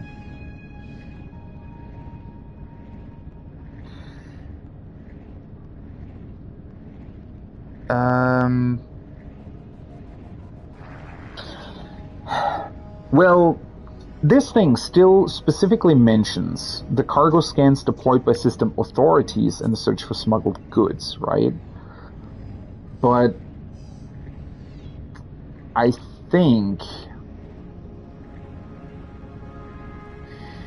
Well, I kind of want to test whether or not they'll also be compatible or usable for deflecting other cargo scans, right?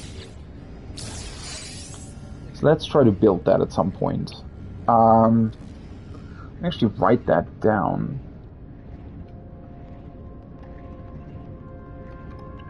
Cargo scan deflector. Wait, let me double check. Constructive technology should be here, right? Wait, is it? Nope. It's equipment then?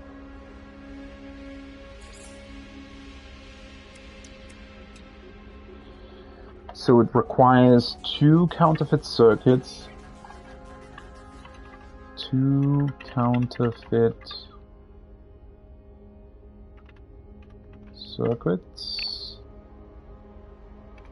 2 solar mirrors, and oopsie, 220 platinum.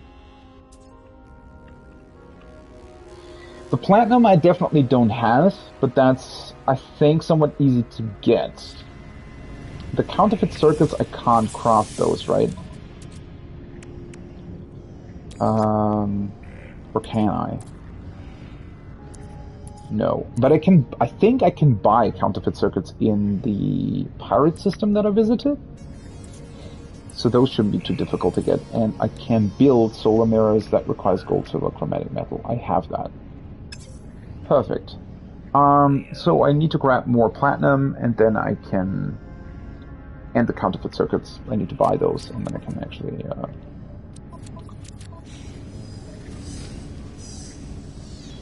build that, and hopefully it'll actually be able to deflect scans from pirates as well. I still don't have emerald. Cytophosphate, no idea what that is. Okay. And anything else here?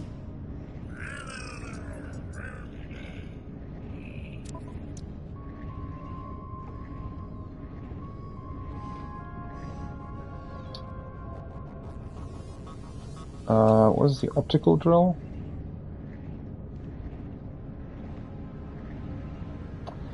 Well, the thing is, the current multi-tool that I'm using already has full slots at this point. Alright, let's get out of this frickin' anomaly, because the frame drops are getting really frickin' annoying at this point. Holy fuck. Oh boy. Hopefully that stops as soon as I leave. But yeah, it's also not spawning in any ships, so there's definitely... It seems to be some bug where the game has trouble actually loading in specific ships, maybe? Or... I don't know what. And because of that, it's... lagging.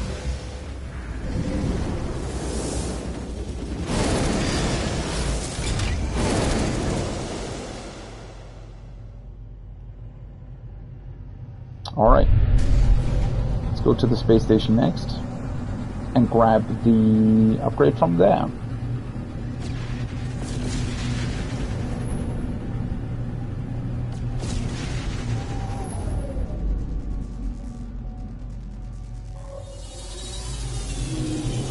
Distress signal detected. Oh, it's just... Let me actually take a quick peek. No Man's Sky. Oops. Frame drops. Frame drops anomaly PS5. PS5 FPS drops.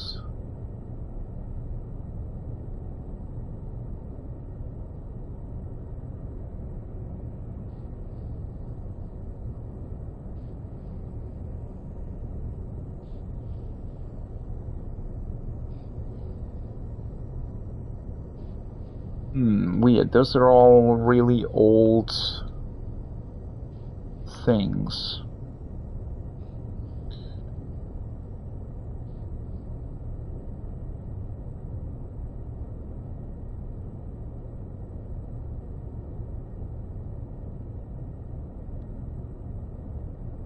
There's like a report in the weekly bug report thread on Reddit.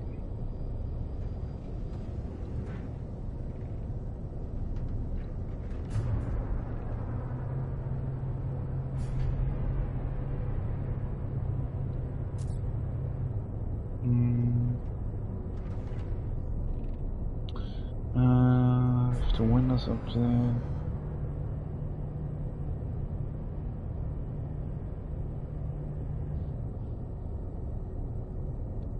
Let's see. Ever since the last update, whenever I go to the anomaly, it's super laggy, sometimes freezing for up to 30 seconds. Holy shit, okay. Pre-update, it would lag when landing ship first and getting out, it would be fine. Pre-update, there was always lots of other players there. It's just empty and really laggy. Okay, yeah. So that seems to be a bug that has been introduced with the last update, unfortunately. I hope that doesn't happen every time, because that would be really, really annoying.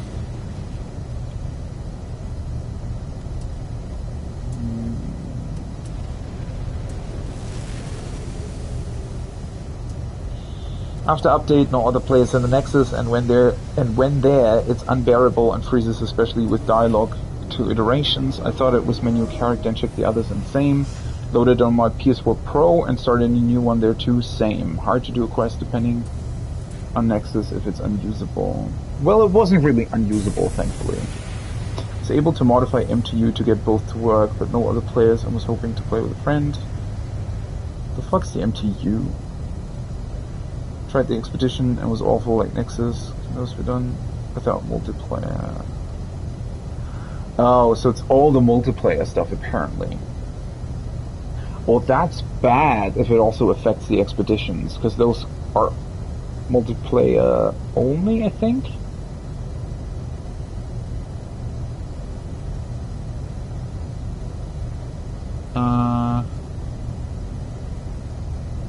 Update on the multiplayer bug. When in the Nexus menu, I can see other players. I just can't interact with them or see them after I exit the menu. Yeah, I was having... So, apparently the game has big trouble loading in other players. They're there, but I think somehow it's struggling to get probably their appearance data or something from the server, right?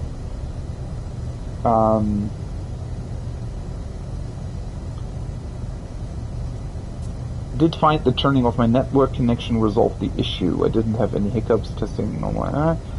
Update. My normal save didn't have issues when connected or disconnected from the network. After reading, it seems like the issue is with multiplayer and people entering, leaving the system anomaly. Okay, yeah.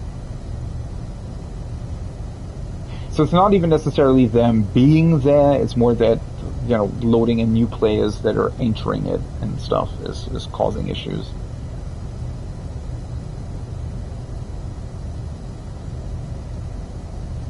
Well, I was still able to interact with stuff, so hopefully they'll resolve that issue quickly. I mean, the update appeared Monday, right? Yeah, that's when it got updated. It's when my game crashed, actually.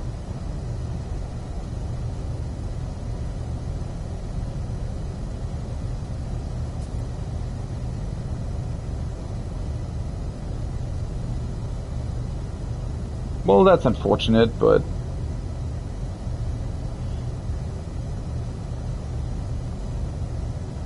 guess it happens. Go back to my stuff here. Alright. Let me grab the exosuit upgrade. Also double check the multi-tool. So this is now full of stuff. Getting a new slot was like, what, 5 million units or something?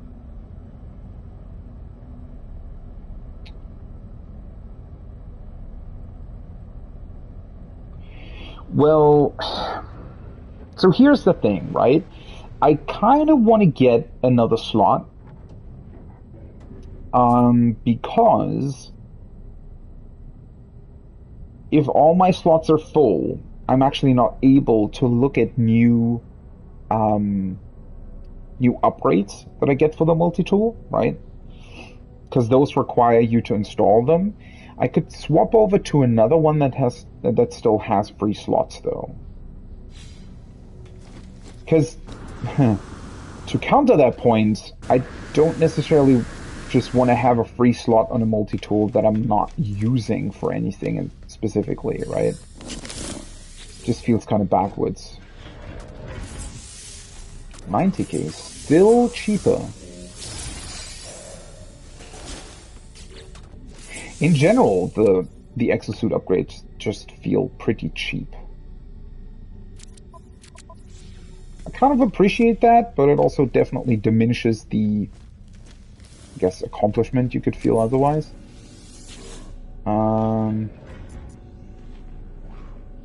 Yeah, so getting a new slot would cost me 8 million units from the current one. I'm not going to do that. That's just not necessary, to be honest. Oh, let's actually double check here.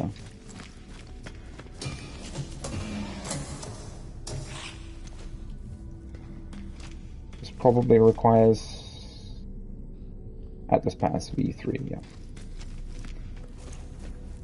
Flag bearer, mining overseer, lieutenant. Grab the nanites. It's probably going to be carbon. Let's talk to the other aliens then. That'll give me some new words to learn, hopefully. Yoshi G, hey. Hi, what's up? How are you doing?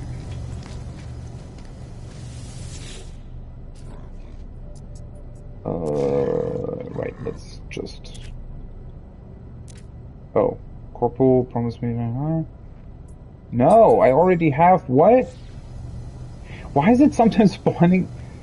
It's still spawning... I'm even finished with all the weapon terminal missions, and it's still spawning in this guy. It's very weird. Alright. Let's die on the kelp. Let's go with a mystery symbol. I think the Corvex language is still the one that has the least words learned for me currently.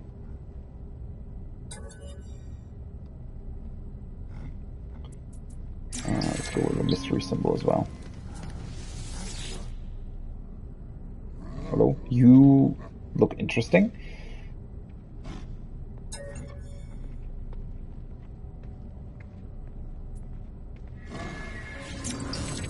Oh, cannot. That might be a pretty important word.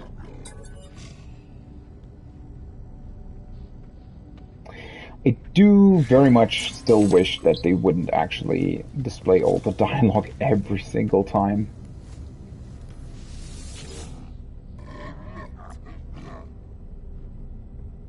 It looks very similar to the other one. Or she, they. Let's learn a friendship symbol. Visited. Visited. These guys are probably still new. Yeah. Whoa.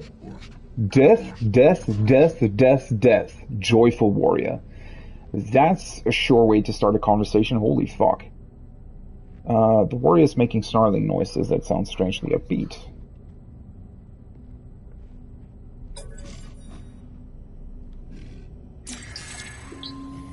Well, they are a fighting species, right? Oh, hello. I approached the lost traveler. Their skin is translucent as if they were not truly here. Yeah, there's still something funky going on with these. Hold, I'm looking for a missing Gek. Perhaps you'd recognize this face. The traveler shows me an image of a Gek. They watch me keenly, explaining that they were hired to find this individual by the Trade Federation itself. Ask for more information. The traveler claims they cannot comment. They seem disappointed that I know nothing and wish me good luck with my journey. Okay, well that was a disappointing interaction.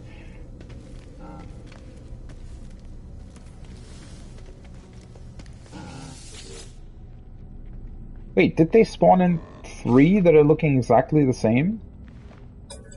They might have, huh?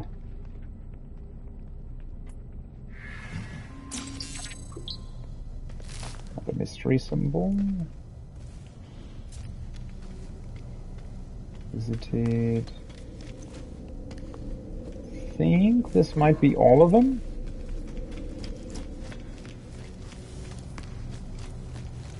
Quickly, nope.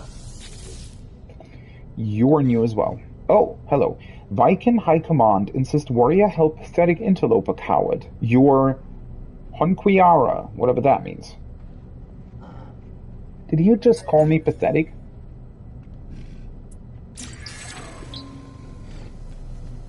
Okay. Visited. You're still new.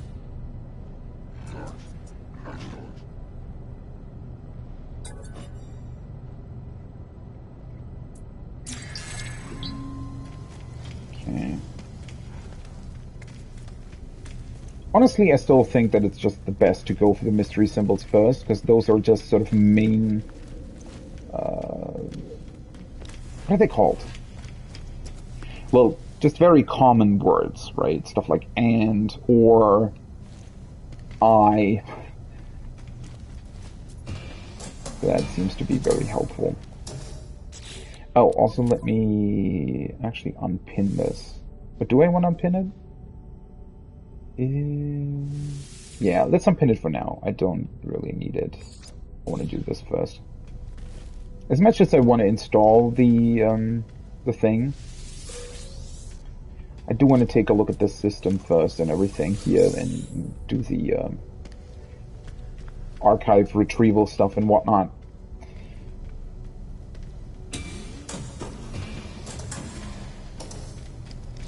Okay.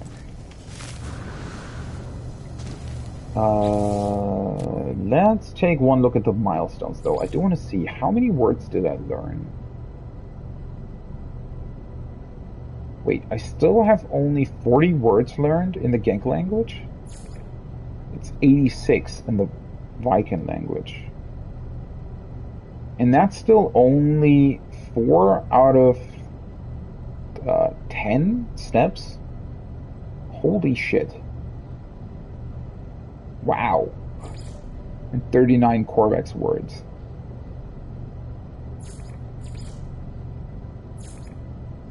That's kind of crazy. That's a lot of words. I wonder how many, well, how many words would that be then? Guess it must be about, I don't know, something like 300, 400 words per species or something?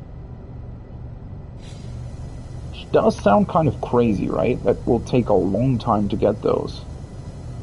Considering how annoying it is. And the biggest issue with the words, right? And that has been an issue ever since the game released, because this is a system that was in the game from the very beginning, right? The fact that you can't understand the aliens and have to learn their language, which in and of itself, when I first saw it, right, when I first started the game right after release, and I saw that and how they presented that system inside of the game, I thought that it was kind of clever and kind of unique as well. I mean, what other game makes you learn alien languages word by word, right? That's kind of a cool system. But the problem is it never actually went anywhere, right? It was always just, oh, you're learning the words to understand them, but then the only thing you're doing with that understanding is learning more words, apparently. I mean, there aren't any... So the aliens you meet that you need to engage with to do either the main missions or the secondary mission, you can all understand those. And beyond that, you don't really have any reason. But, like, they even kind of went back on that system as well. Now it's easier than ever to learn new words, right? It's easier than ever to learn words because you meet so many aliens on every new space station that you visit. But the thing is, right, when the game originally launched, one of the few things you could actually do, and or rather one of the few kind of mysteries you could find, were these alien structures on planets that had the weird sort of small tasks to do. So they would give you a sort of puzzle or like a sentence or something, and you'd have to answer them or give them something, right? And that was not only at the alien structures, but also with the aliens themselves.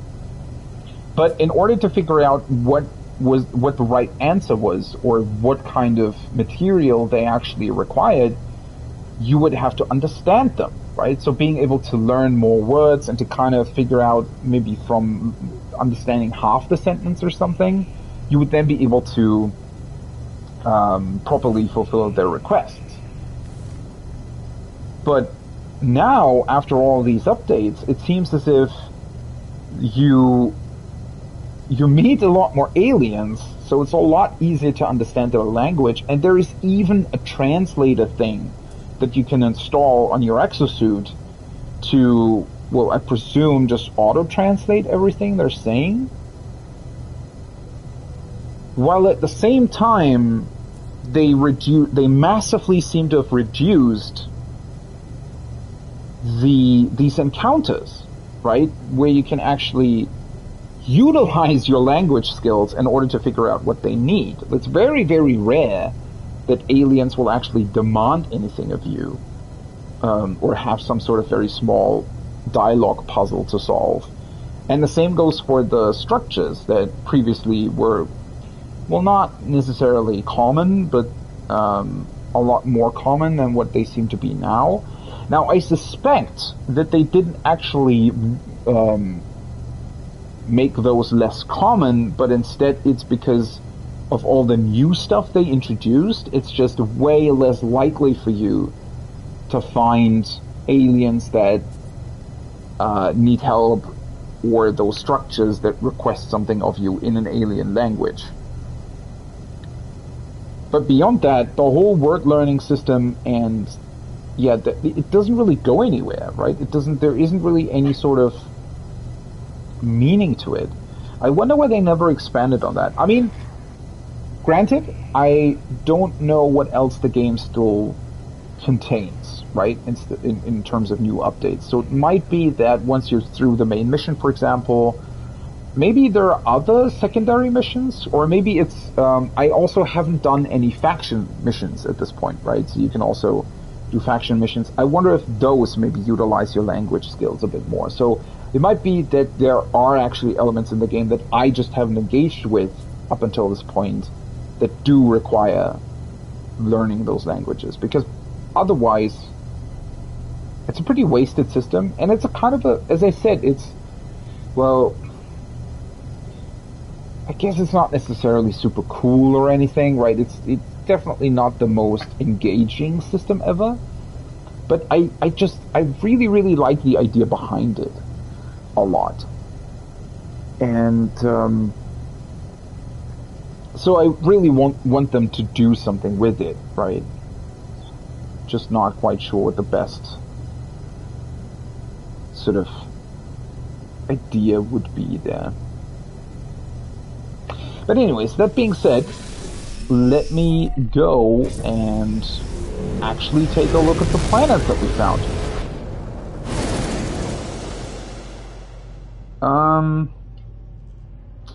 Let's see. That's not my freighter. Let's go to that one first, right? That has the corrupt archive data. Oh, there's a lot of freighters here. Interesting. Let's see. The planet is New Tekanet. Something's the Mal planet, Frost Crystal. What's that word?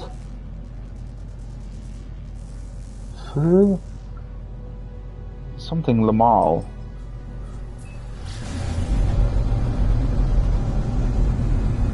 Hemal. Whatever that means.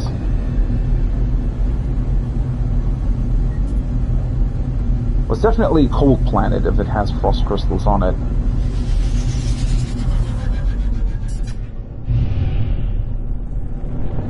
Also, this allows me to test my new multi-tool upgrades now.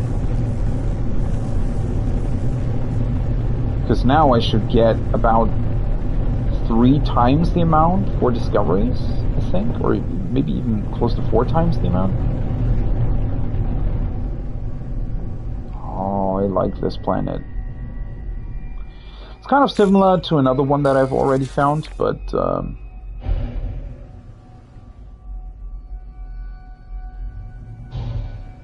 as I said last time, I really, really enjoy Frost Worlds or Winter Worlds. I think this is probably what they want me to find.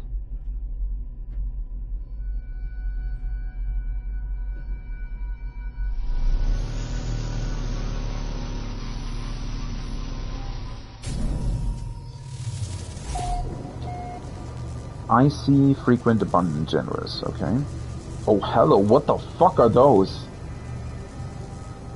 Weird frost insects? Ground protection falling. Units received.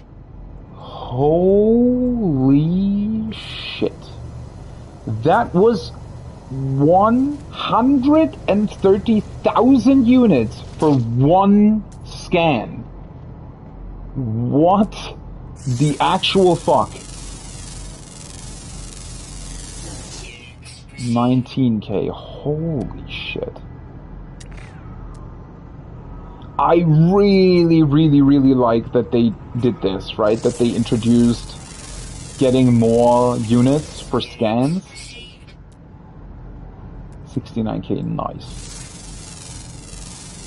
Because it makes it a lot more fun to actually scan stuff if you get, you know, an insane number of rewards for it. Or not insane number of rewards, but you get what I mean, right? Just a lot of money. That is cool. And obviously I also really, really like that now I can actually stay on this multi-tool for everything and don't have to swap back and forth the whole time.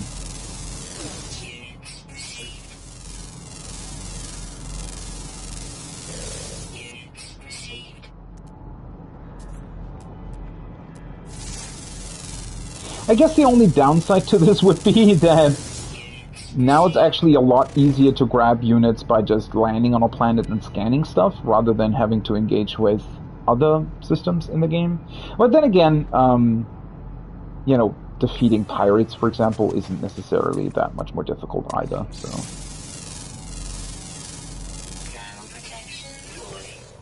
The only thing I wish my multi-tool still had was that it was just faster at scanning stuff.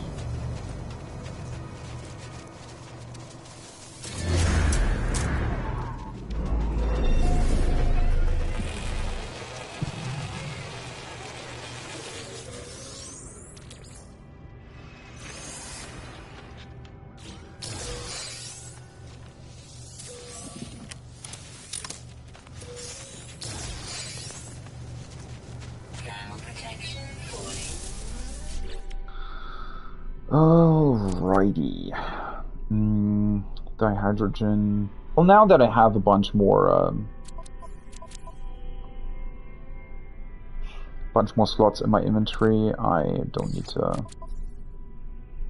move stuff back and forth all the time.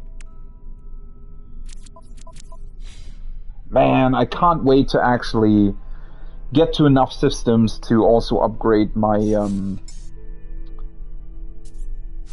my cargo hold and whatnot. Being able to just, you know, gather like a million things without having to constantly swap back and forth stuff between your inventories is probably going to be incredible.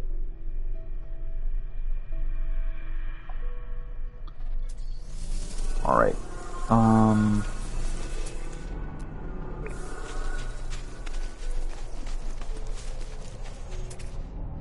Wonder if there are more. Let's just double check. How many species are here? 8. Okay. Ground protection falling.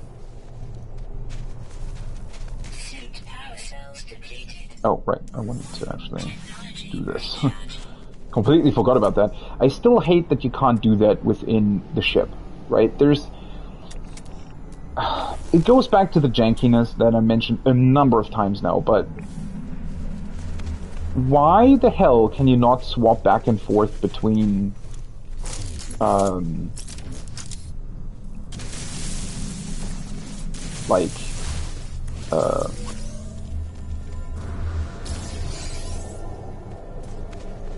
what's it called? Why can you not swap back and forth between replenishing ship systems or exosuit systems while you're in your ship, right? I mean, obviously it would default to the one you're currently in, right? If you're not in the ship, it defaults to your exosuit, and if you're in the ship, it defaults to the ship systems. But there is no reason why you should be able to refuel the systems in your exosuit while being in the ship. I mean, I know you can do it manually by entering the inventory and clicking on the stuff and dragging it over to whatever system you need to replenish. So it does still work, you're not completely locked out of it, but why is it not part of the frickin' quick access menu at that point, right? I feel like that's just another oversight, which this game definitely seems to have a few of.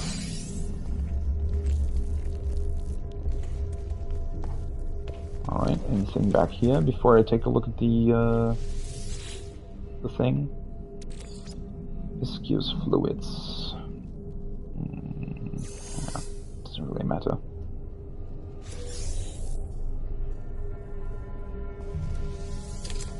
You know what would be cool if there would be a refinery that sort of automatically refines stuff all the way, right, until it can't be refined any further. That would be pretty awesome. Or if that would be, I don't know if that's like a thing you can change, a setting you can change on a refinery. I don't think that's a thing, but that would be cool if, for example, on the large refinery, you would be able to select refine to the very end, and it would just automatically take the viscous fluids, for example, right, and refine it through the various stages until it's nanites. That would be pretty awesome.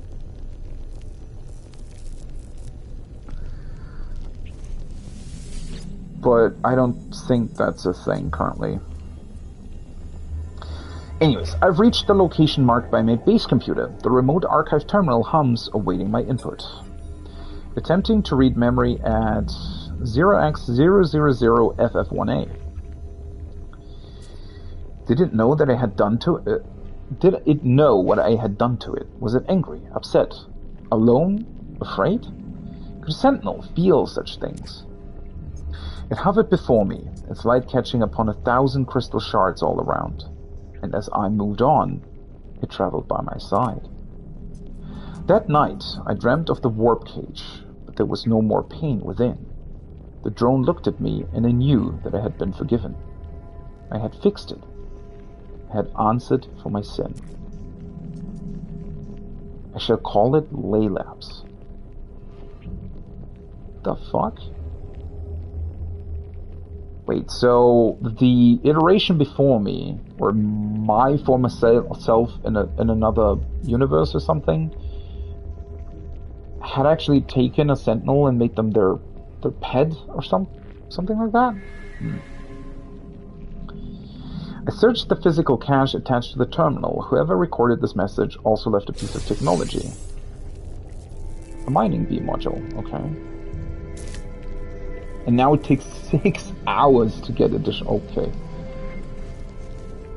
That's a long time. Significant upgrade to the mining beam. Yeah, as you can see though, now I have this problem, right? And I guess I can't look at the technology anyways, because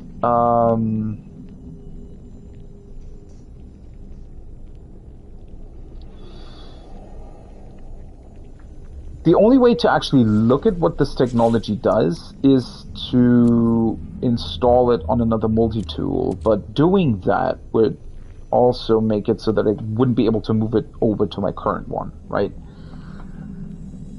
Which is somewhat annoying, because that kind of means, well, the problem is with the multi-tool, right? If you upgrade or if you put new technology on either your exosuit or your starship or your freighter, you always have the general tab where you can install the technology, look at whether or not it's actually good, right? And then find a proper place for it if you want to keep it. The problem with the multi-tool, however, is that it doesn't have general storage. It only has the technology part to it, basically. Which, incidentally, is called the general storage for some reason. But that kind of means that you always have to keep an empty slot on your multi-tool, kinda, to take a look at new technology, which is really annoying, I think. It does mean, however, that I probably want to spend a couple units to upgrade it, to have one more slot so that I can make sure that the upgrades are... Well, then again, I mean, I can put one more upgrade to the mining beam into the tool, right? Because I can have up to 3. So even if I were to expand the slots on this multi-tool,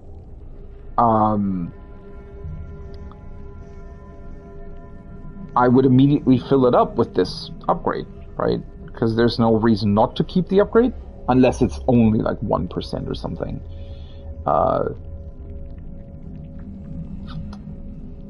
Then again, I currently don't really have any reason to keep all my units, right? I mean, why run around with 99 million units if you don't use them?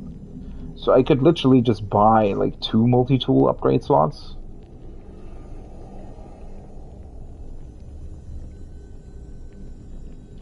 The only reason why I might not want to do that is because there might be another multi-tool that I can buy that maybe only costs, I don't know, 10 million only, but, you know, there might be a multi-tool that costs like 10 million that already has, you know, I don't know, 3 or 4 more slots than this one. But then again, that would require me to get all the technology again that I now already have on this one, right? So...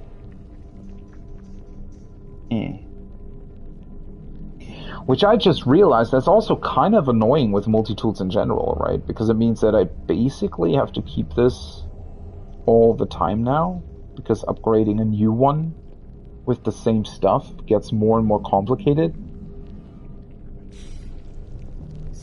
Well, I guess the only reason to do that would be to get like a really cool looking one.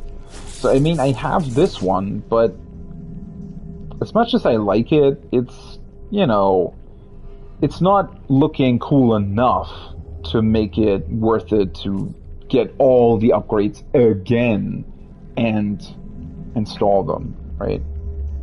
So unless there's like a really, really special looking one somewhere, which I suppose there might be, right? Through either some sort of mission or something to that extent. Yeah, unless that's happening, I probably don't really need to do anything to it.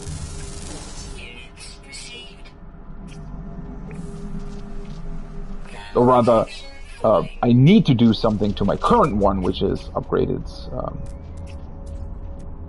the amount of stuff that it can have on it.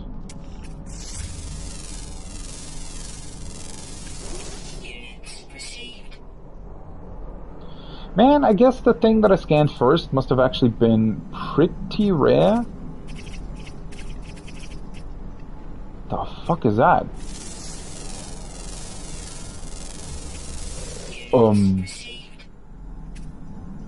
Okay. They're like land fish or something.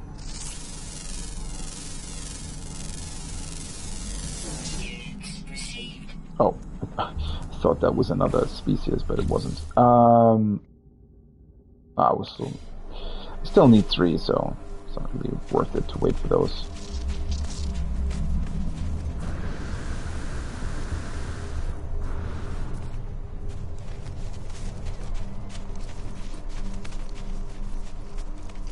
Well then, I guess there isn't really a reason for me to stay on this world. Though, let me double check. No, never mind.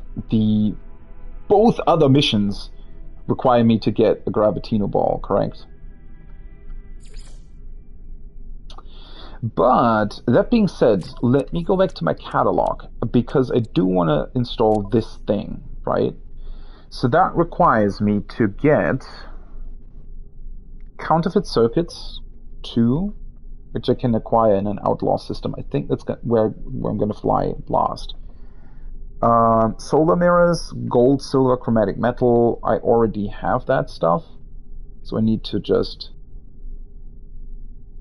Oh, and then it requires... I think it requires like platinum as well, right? Yeah. And that's kind of boring, though. I don't actually need to pin the formula then, right? Because the platinum and gold and silver I just grabbed from space.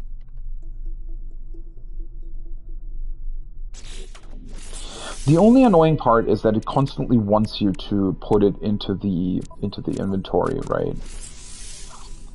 Which is slightly annoying. Oh, also, I could, in theory, upgrade the slots on my ship as well.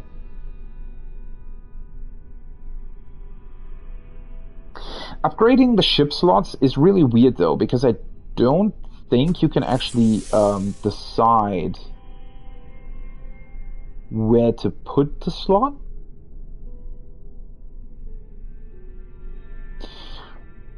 So I'm kind of inclined to just wait until I get a better one and randomly find it somewhere. Not necessarily because that's... I mean, well, to be completely honest, right? Getting the... or just buying the upgrades, like the exosuit upgrades and whatnot, while I do very much appreciate that that's a thing now, and that you basically have, like a sure way of getting upgrades, because, well, you just fly to a new system, and through the anomaly in the space station you get 2 guaranteed upgrades for your exosuit. While I do appreciate that, aggressive sentinels, ancient bones, gamma root, activated copper, uranium salt. Loot Lake Gamma. Okay. So yeah, while I appreciate that you get 2 guaranteed exosuit upgrades per system, or per new system that you visit, it's kind of a boring way to get upgrades, right? And so I do appreciate that. I actually like that getting upgrades for you, or just buying upgrades for either your multi-tool or your ship, requires a bunch of money, right? So I guess, yeah, I guess I'm still looking for, I'm trying to get lucky in finding a better ship at some point, right? I mean, hopefully there's going to be a better ship somewhere. Holy shit, I can't see anything. So I'm through the atmosphere. I feel like the ground's just gonna appear before me at some point. Oh yeah, there it is, okay. I was gonna say, what the hell is going on? I just see that light. Okay, this... Ooh! Holy shit. This does look like a pretty crazy planet. I wonder what those... arcing plant things are.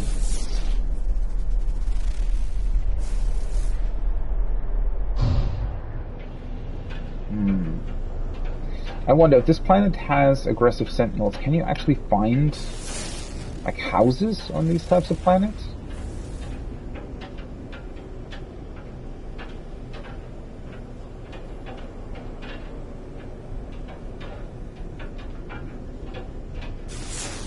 Oh, hello. Guess you can. Let's see, what do we have here? Can't even see what it is. Oh, it's just let's just land here. What the hell is going on this planet? Also, this looks pretty toxic, so I should... Oh, storm clearing. Perfect. Well, let's recharge this one. Technology recharge. Extreme atmospheric decay. Sentinels malicious. Extreme night radiation detected.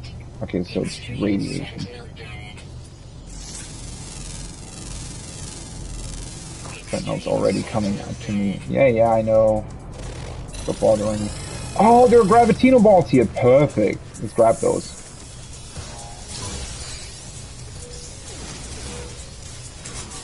Since the sentinels are already following me.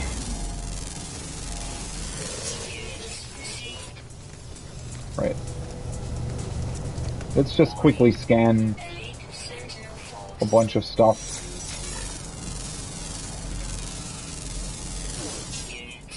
I mean, I could fight the Sentinels as well. But as long as I don't necessarily have to,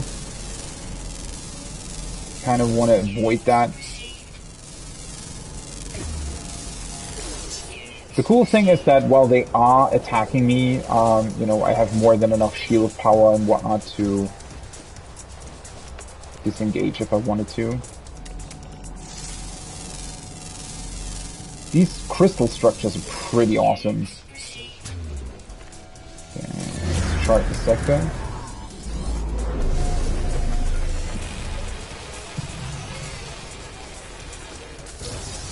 You know what, actually, manipulate mode, oh, I'm in force field. If I cloak, they're just looking for me, right? Can't actually cloak for that long, so guess that doesn't really work, but hold on.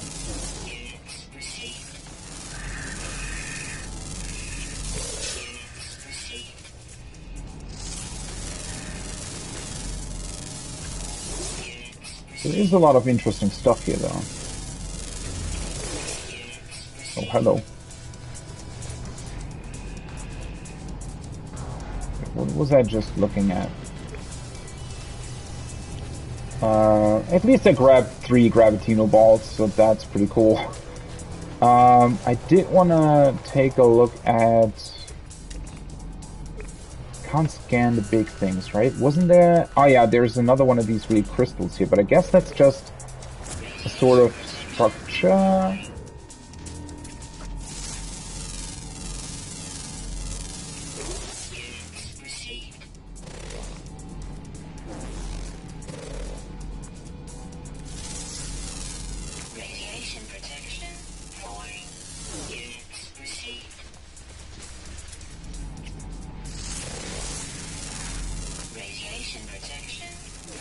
Perfect. Because from a distance, the crystals looked as if they might contain some other really rare substance, but I guess they don't. And that's kind of unfortunate, though. I had hoped to maybe find more Gravitino balls here somewhere, but I guess I can't.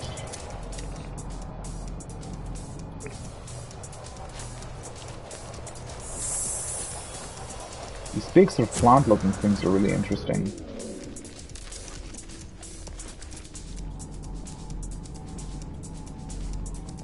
Gravitino ball. Well, those are somewhat close. Since I did replenish my technology.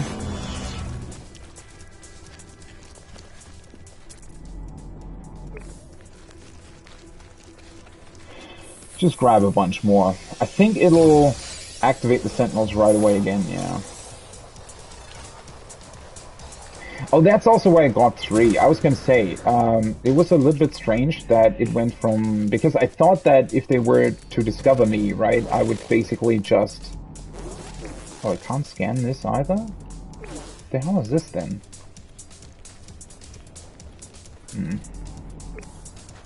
There is another creature here somewhere. Oh, hello.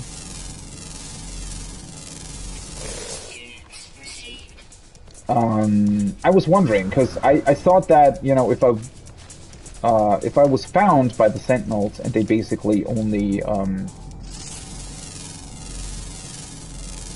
one of them really followed me, it wouldn't really be too much of an issue, but obviously me grabbing the Gravitino balls meant that they would follow me a bunch. Wait, where the hell is the... Is that so far away? I thought it would be way closer. Alright, let's actually try to go away. Or rather fly away before he scans me again. I feel like if I manage to enter the ship... Ah, well. Unfortunate.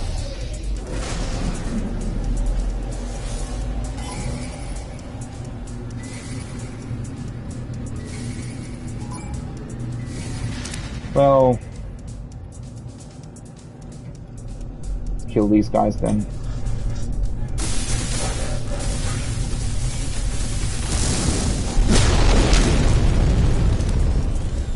His shield was actually rather easy to get. Rather easy to deplete. Oh, fuck it. Well, I guess they get the shield back real quick, right?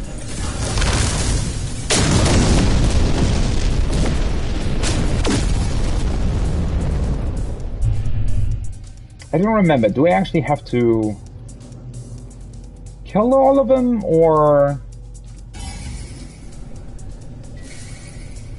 do I have to fly away? Because you can also fly away, obviously, but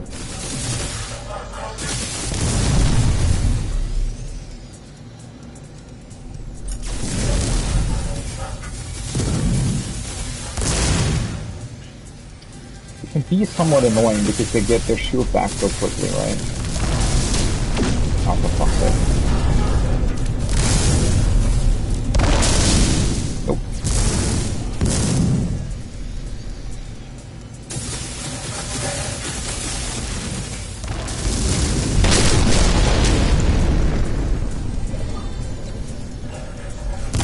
Please target the frickin' thing? What the fuck was my ship doing?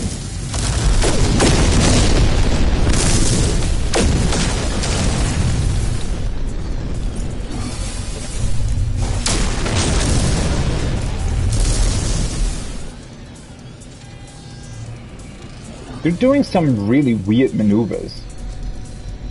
I guess they're also much faster though than your typical sort of pirate ships.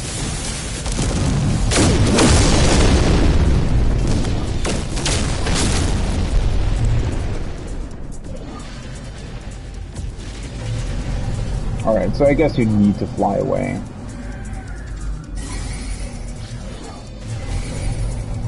Or rather, I think the idea is that you actually activate the pulse drive as soon as they kind of aren't there anymore, right? But I think you can also just try to boost away. Well, I could buy new frigates. Well, let's try to get rid of the Sentinels first. I don't know, I don't... So flying up into space, usually you were able to just get away from the Sentinels, right? So the fact that they now actually follow you through space is actually kind of cool, right? But I feel like they should have maybe done that slightly differently. Okay, that's a rainy planet. Alright, I got away. I actually flew quite far. Let's go back there and see if I can buy more frigates. Because I might want to buy at least 2, right?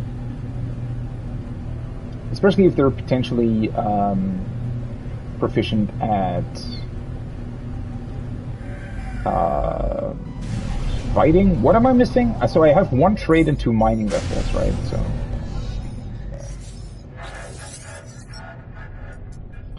Fleet Interloper, Inspect Frigate, Rah. A supply vessel. Oh, he's really bad. Holy fuck. Wait, why does this cost 2.4 million units if he has stats that are this bad? That's weird.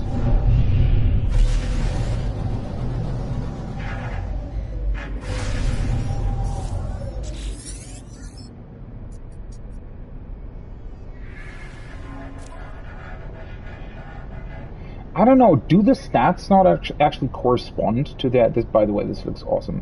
Do the stats not actually correspond to how good they are? Maybe he had like really low fuel requirements or something. Alright, so this has got exploration on it, so let's get this. And which one am I still? Spec frigate. This is really good to trade. Oh, this is a B class. So those are more expensive, obviously. I do want to have a combat frigate now, though. Because that's what I'm missing still.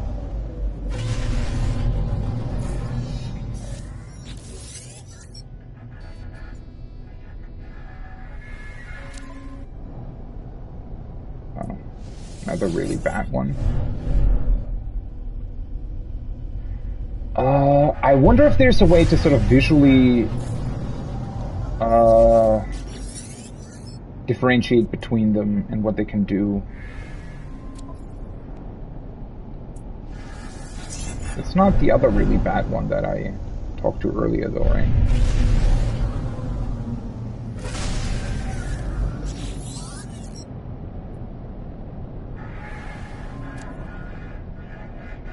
Really?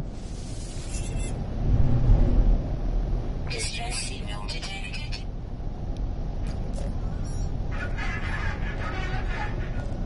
Hostile ships approaching.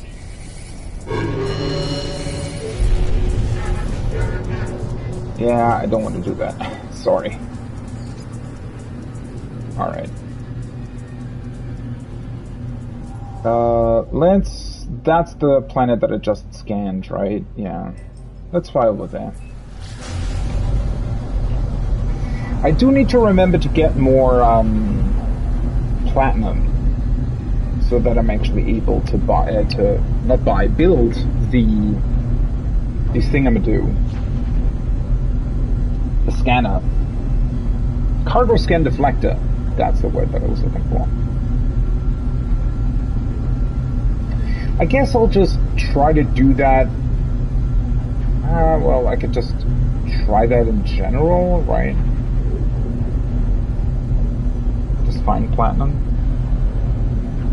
Gasakurun Inui. Rainy planet.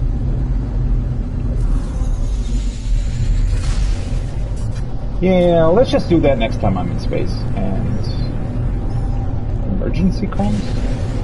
Nope. Not now.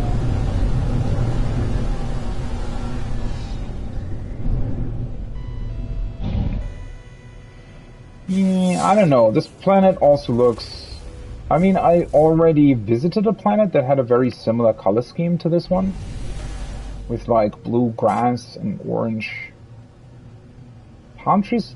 Actually looked very similar to this one.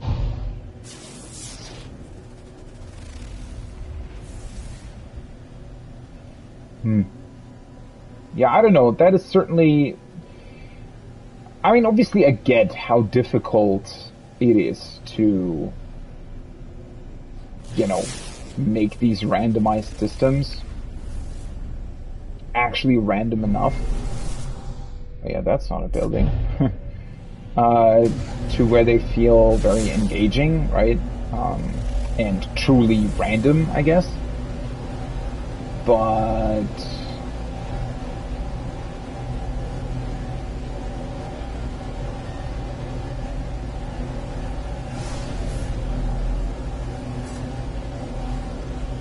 oh, hello. That's a holo terminal. Ooh, why is that landing platform almost inside the... it just barely works, I guess.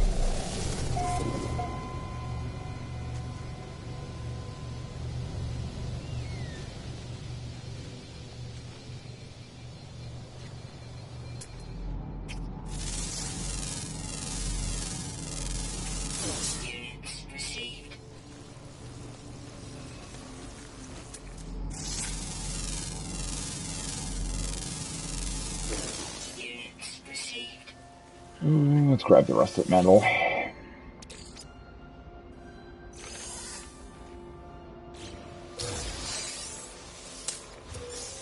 Rex casing.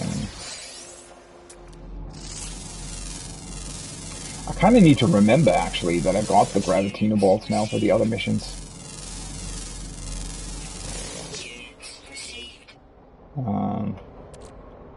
Oh, right, I actually got 6. Oh, also, I just realized how full my inventory is. Why did I not get rid of these, by the way?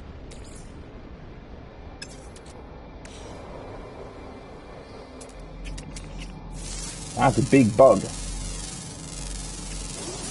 This time it's an animal.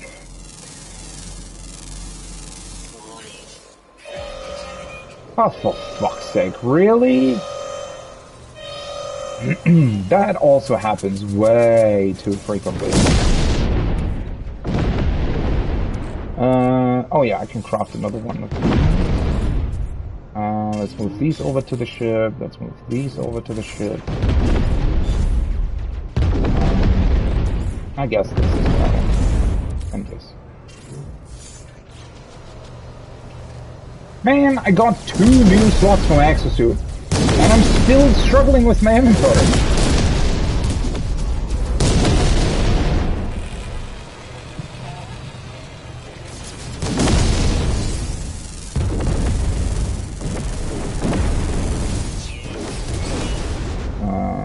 Let's take a quick peek. Also, well, one of the biggest issues with these pirate attacks is actually that they don't really do anything, right?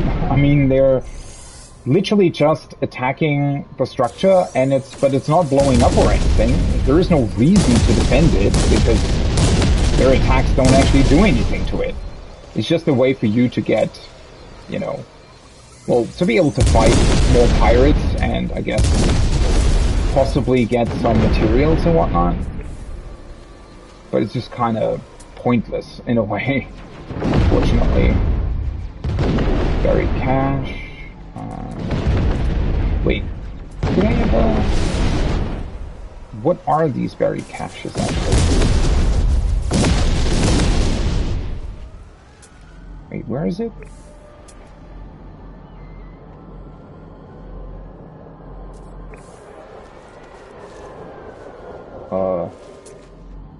Oh, there it is. Okay. Oh, it's just these things. Okay.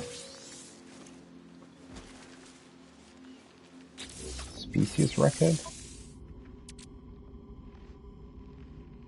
Fragment of discovery data. Oh, oops. Analyze data. It's just nanites, right?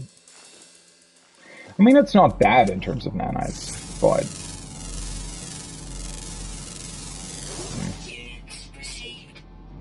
It's not really all that worth it, I feel like.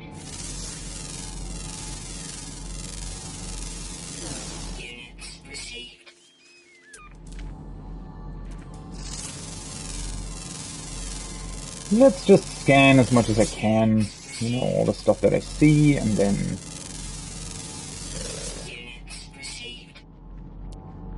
I guess that would be it for this planet.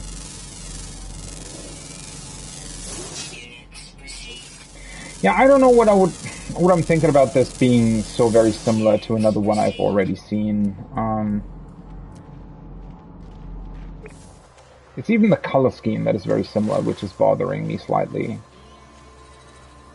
And not even that, right? It's also the trees are being very similar. I don't know. Not a big deal, really, but not all that great either.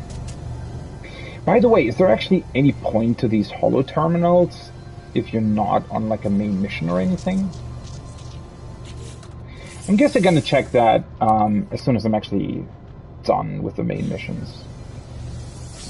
Probably try to come back to these and just, you know, look at them. 3 out of 10, 7 out of 11, 5 out of 8, okay. So, that's 3 planets discovered. Let's go to the next one.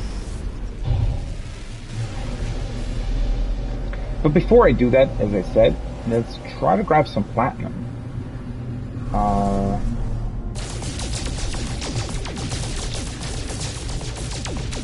I wonder if you can also find platinum on planets. The one thing that I'm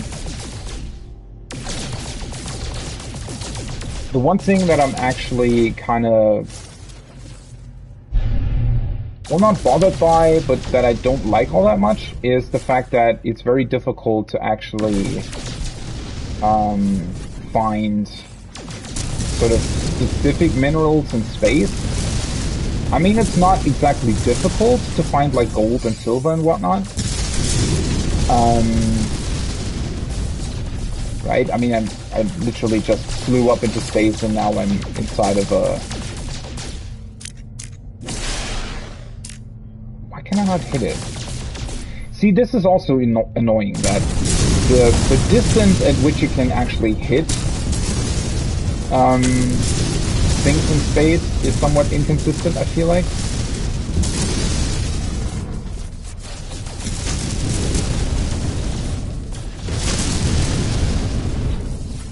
Okay, this is all silver and gold.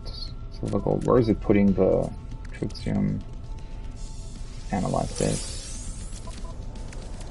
Probably just a bunch more gold, yeah. Let's actually put this into my exosuit for now.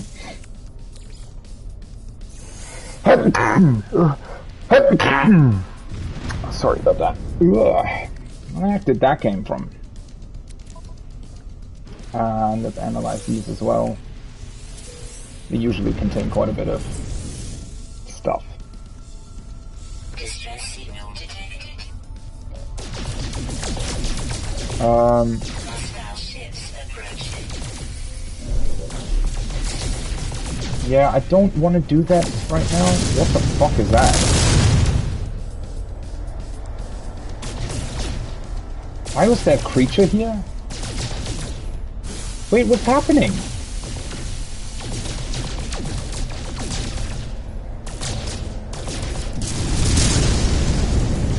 Is it what?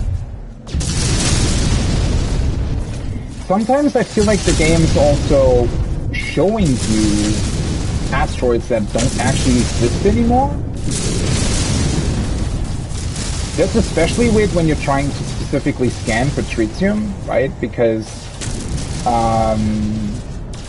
there's like a timer on it, right? If you don't actually destroy the specific asteroid it's showing you in like a couple of, you know, in like 20 seconds or something, it just sort of disappears. And very, very awkwardly, like you can still see the asteroid, but you can't destroy it anymore because as far as the game's concerned, I guess it's not spawned in anymore. So that's really, really weird as well. Okay, so this is platinum actually. Nice, so let's grab a bunch of these ones as well.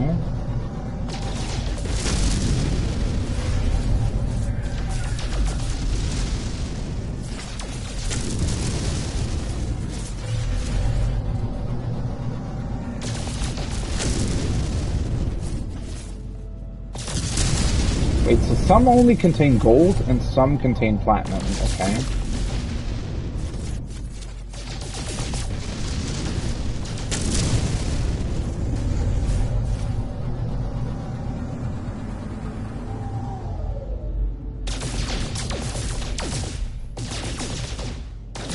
Please, just let me destroy it. If you can see it this clearly, right, why is it not destroyable? I don't understand. Alright, let me actually gold, silver, tritium.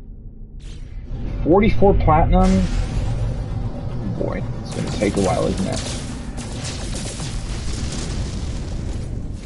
Don't know if there's a way to get it faster. I mean, I guess you can, like, find asteroid fields that actually contain a lot of platinum. Or a lot more than these ones do.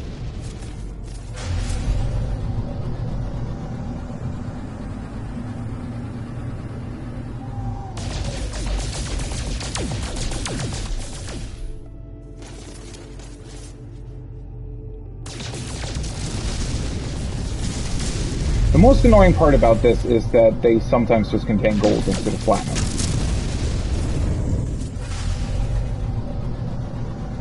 I feel like this is way more of a hassle than it should be.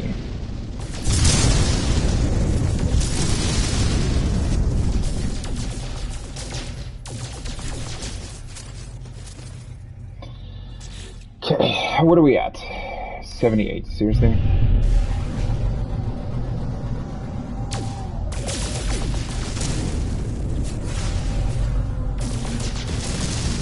I don't know, maybe there are missions, or maybe later on even expeditions that get you platinum way more quickly.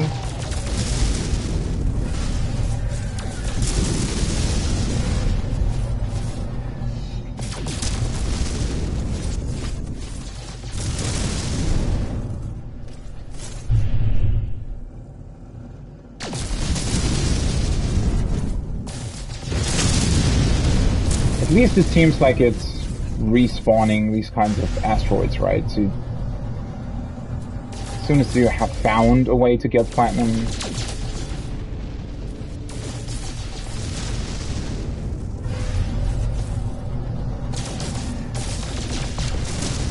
it's not too much of a hassle to get more of it.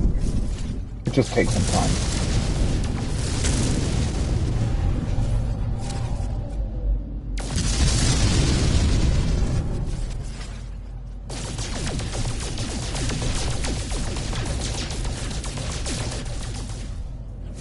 I was gonna say, sometimes it looks like you're actually hitting them, but it takes a very long time for them to actually explode and give you the materials. But I think that's also due to the fact that they're just very far away, right? For some reason, seems like your weapons are losing power at that distance, potentially.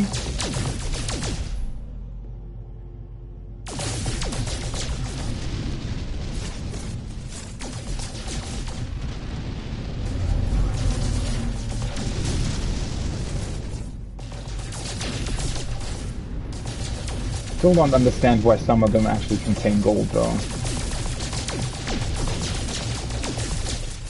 Oh, that's silver, okay. Why does that not do anything?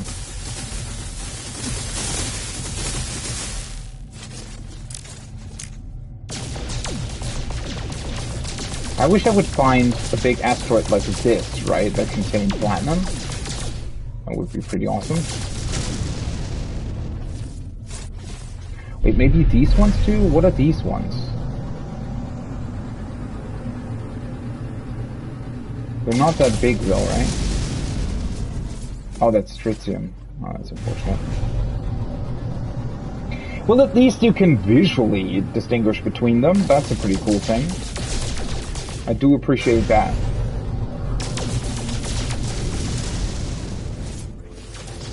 Otherwise, this would definitely be even more tedious. 167. Alright, we're getting closer.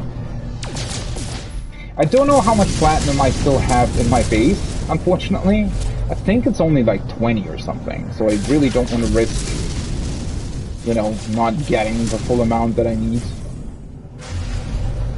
and having to fly back to space in order to get more. Well, at least one good thing that this did is it gave me more tritium.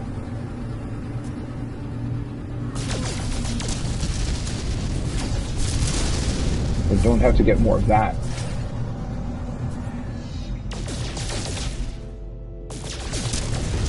As I said at some point though, I really wish they would have designed these asteroids fields differently to what they did here. And yeah, so one of the reasons why they did it this way is specifically because you can run out of fuel for your hyperdrive, right? Or not even your hyperdrive, your pulse engine. And in order to be able to fill it back up and not suddenly be stuck somewhere in space, right, where you can't really do anything, they made it so that the game sort of randomly spawns in asteroids around you, wherever you are, right, so that you can grab more stuff, or more fuel for your pulse engine. And obviously I get that, but what it does do as well is it's sort of removing the, I don't know, it's not really a sense of discovery, but it's this sort of very deterministic way in which you can get the other materials, right? So if I were to look for copper, for example, right, I could scan planets, I find one that has copper on it, and then once I'm down there, I can scan for copper as well. Now, you can scan for tritium, for example, but it just randomly spawns in asteroids around you. Whereas, well, obviously I realize the planets are randomly generated as well, and the materials on them, you know, they're basically random, but the way they're displayed, since they are a proper physical location on the planet's surface that you can scan for, get to, and then it is, you know, a proper, you know, it's a physical location that you specifically scanned for that then gives you the materials you're looking for.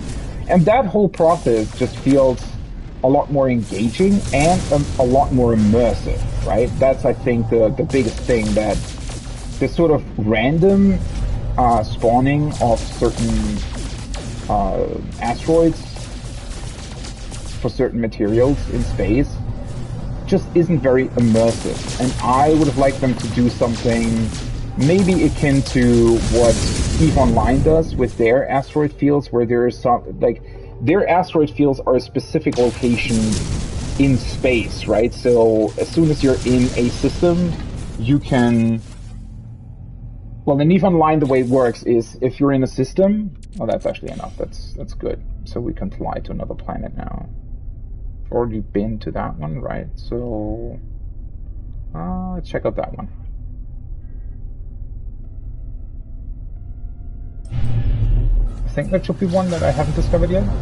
Yes. Ankle. Infested planet. Okay.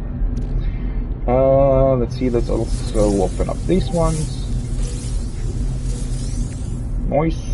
And they gave me a bunch of tritium, which is pretty sweet as well.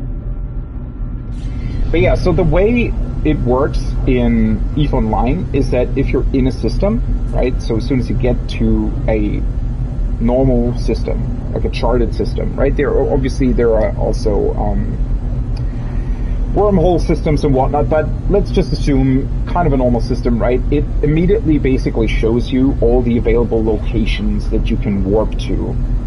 Now, again, there are more locations than that, right? You can discover all kinds of things by doing certain stuff, but it'll show you some basic locations. So typically those are the planets, the star of the system you're in. If you're in like a high-stakes system, it'll also show, or in any system that has like space stations, it'll show those, right?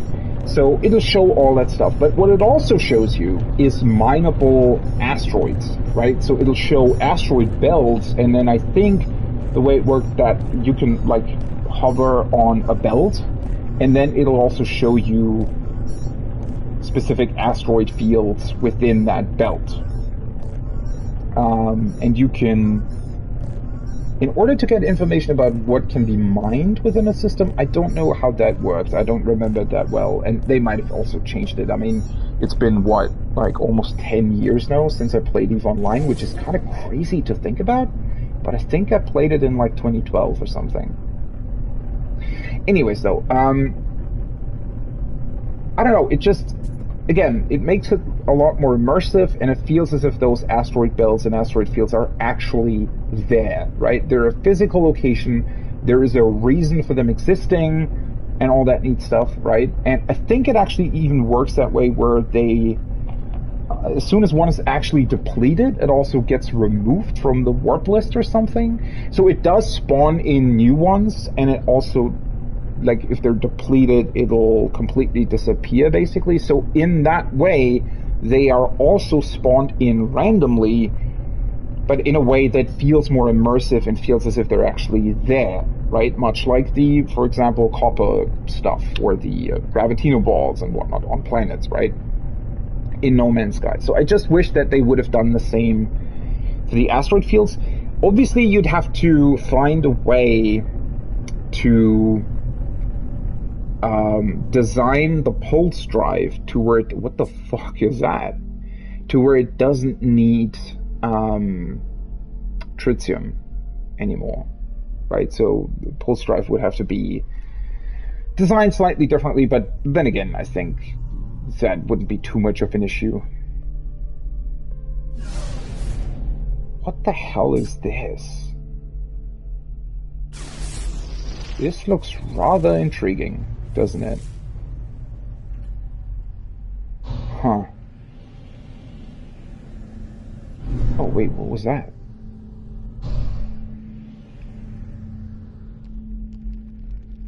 There was a... Oh, hello! What the fuck?